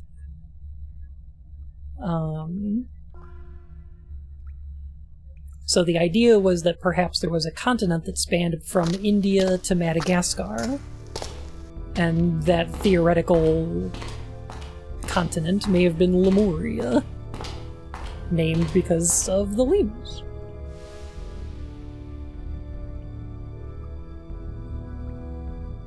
Because we had discovered evolution, but we didn't know tectonic plates existed yet. Yeah. It's neat stuff. And continental drift was one of those sort of interstitial theories where it was like, hey, we know that the continents moved. I don't know the mechanism for that.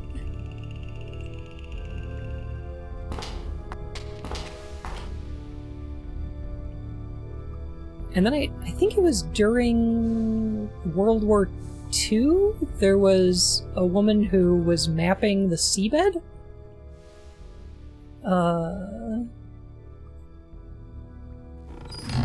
As part of, like, battleship and submarine routes.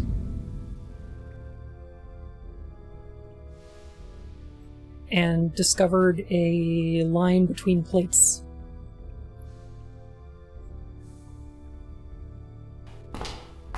No monkey evolved, but how rock move? It's a good question.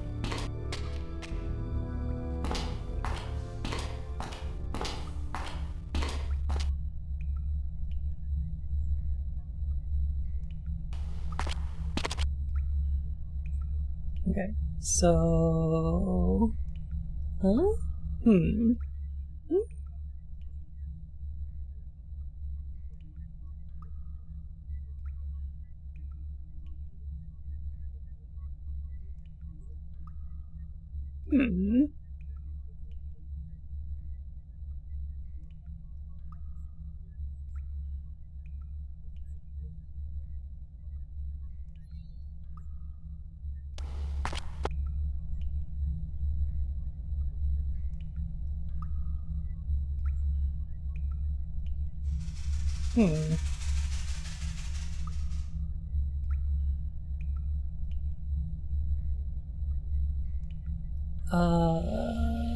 Let me turn this button.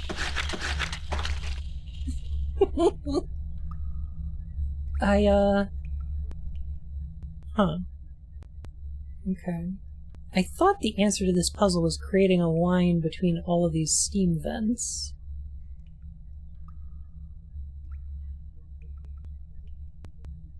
So that it would warm up in here, and then that would melt the statue?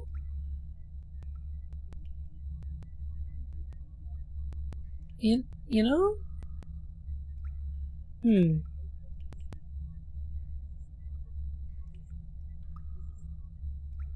These Buddhist statues around this monastery are identical except for their color.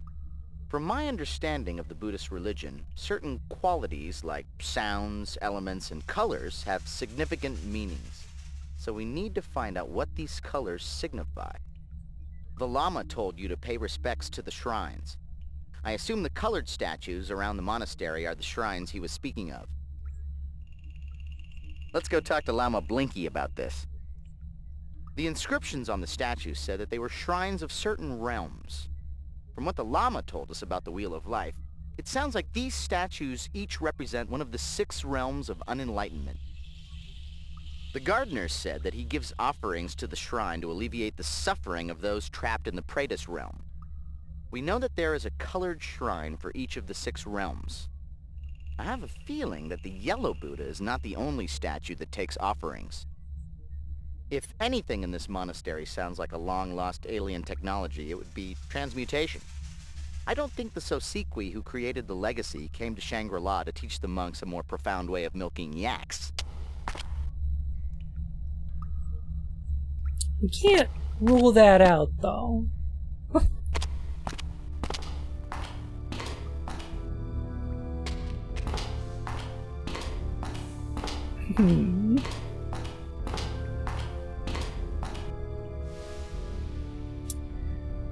Okay, well... I don't want to ruin all my hard work, so I think I'm going to go over here to the gooey duck and flip this one when we go through here.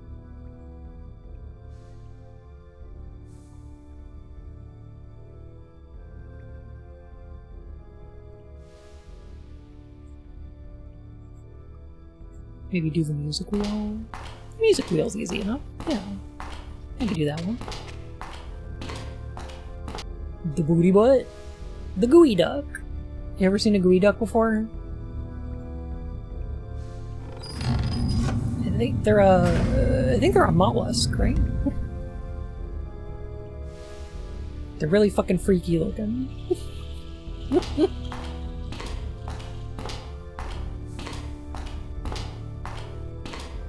Well, the aliens did come to teach or grant great powers of the civilization, like supernatural things. Societies otherwise were highly advanced.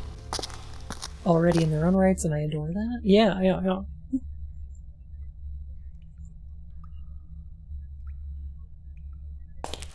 Yeah, these were already advanced societies.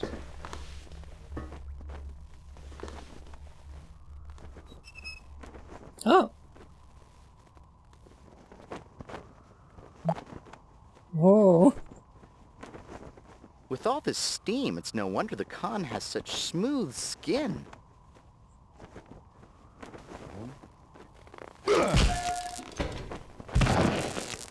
Ow. Khan! Alright. That's a better Star Wars reference.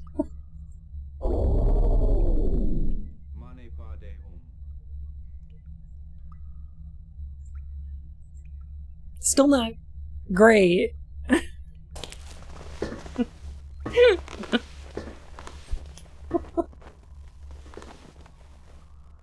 Do you think he'll punch the llama? Star Wars? I meant Trek. You know what I meant.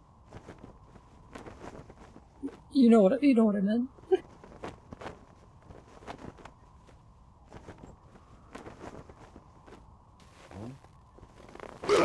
Yeah, you will. Alright. Damn. I go to jail for getting Trek and Wars mixed up. Yeah, I deserve that.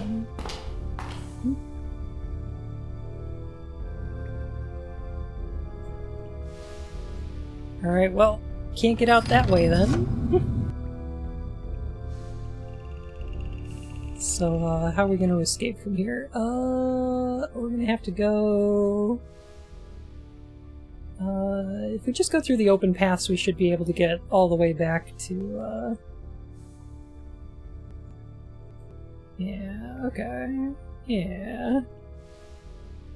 Dude below has a hat now? That's the, person we're impersonating. Part of the mechanic of this game is we have a chameleon suit that lets us look like whoever we want, as long as it's someone we've seen before. And so you can look like whoever's in the bottom there.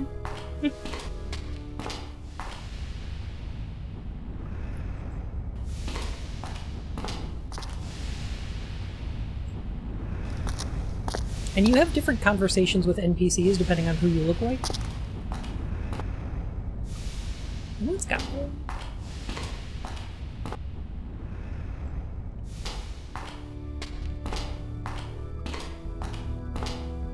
Congratulations, you're the 1 millionth victim of Genghis Khan.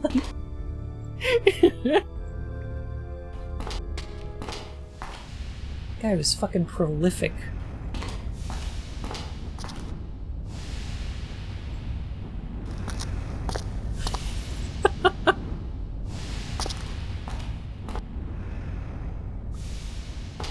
Need the Genghis Khan bonk as a Steam redeem? Stream redeem?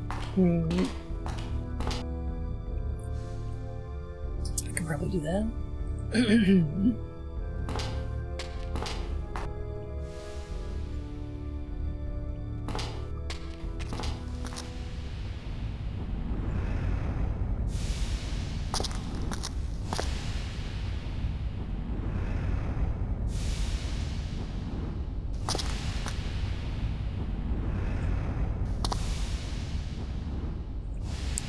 So if we go this way, in this next area, there should be...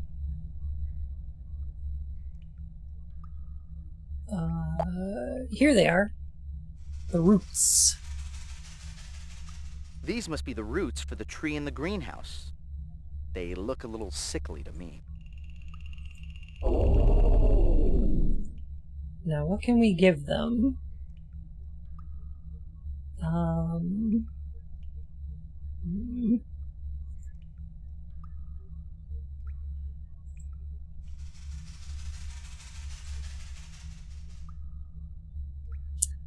I wonder.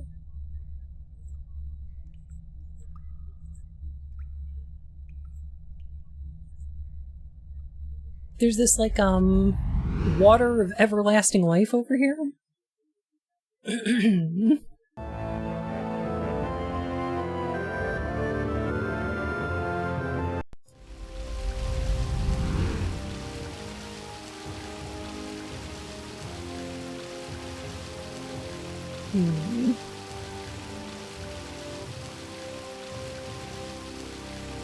I wonder.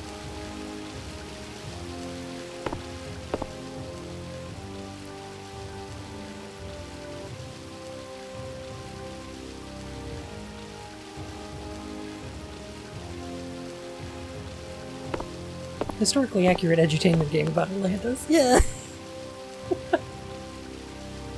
Speaking of which, we should save this game.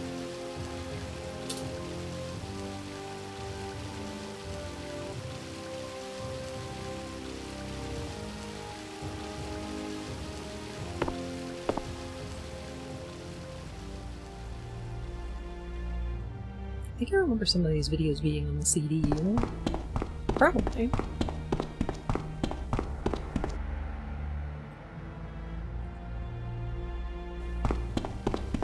This game looks great. Like, it's kind of amazing.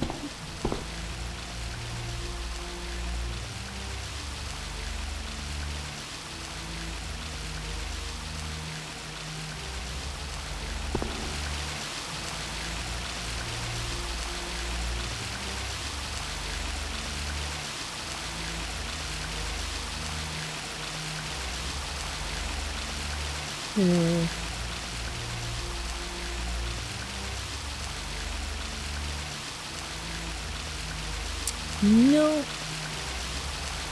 Doesn't seem like that's the answer. Oh,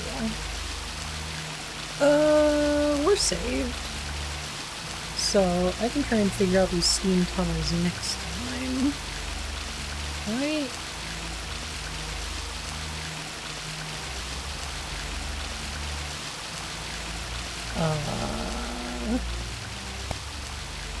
Here we go. No, I'm good. Yeah. Thank you. Alright.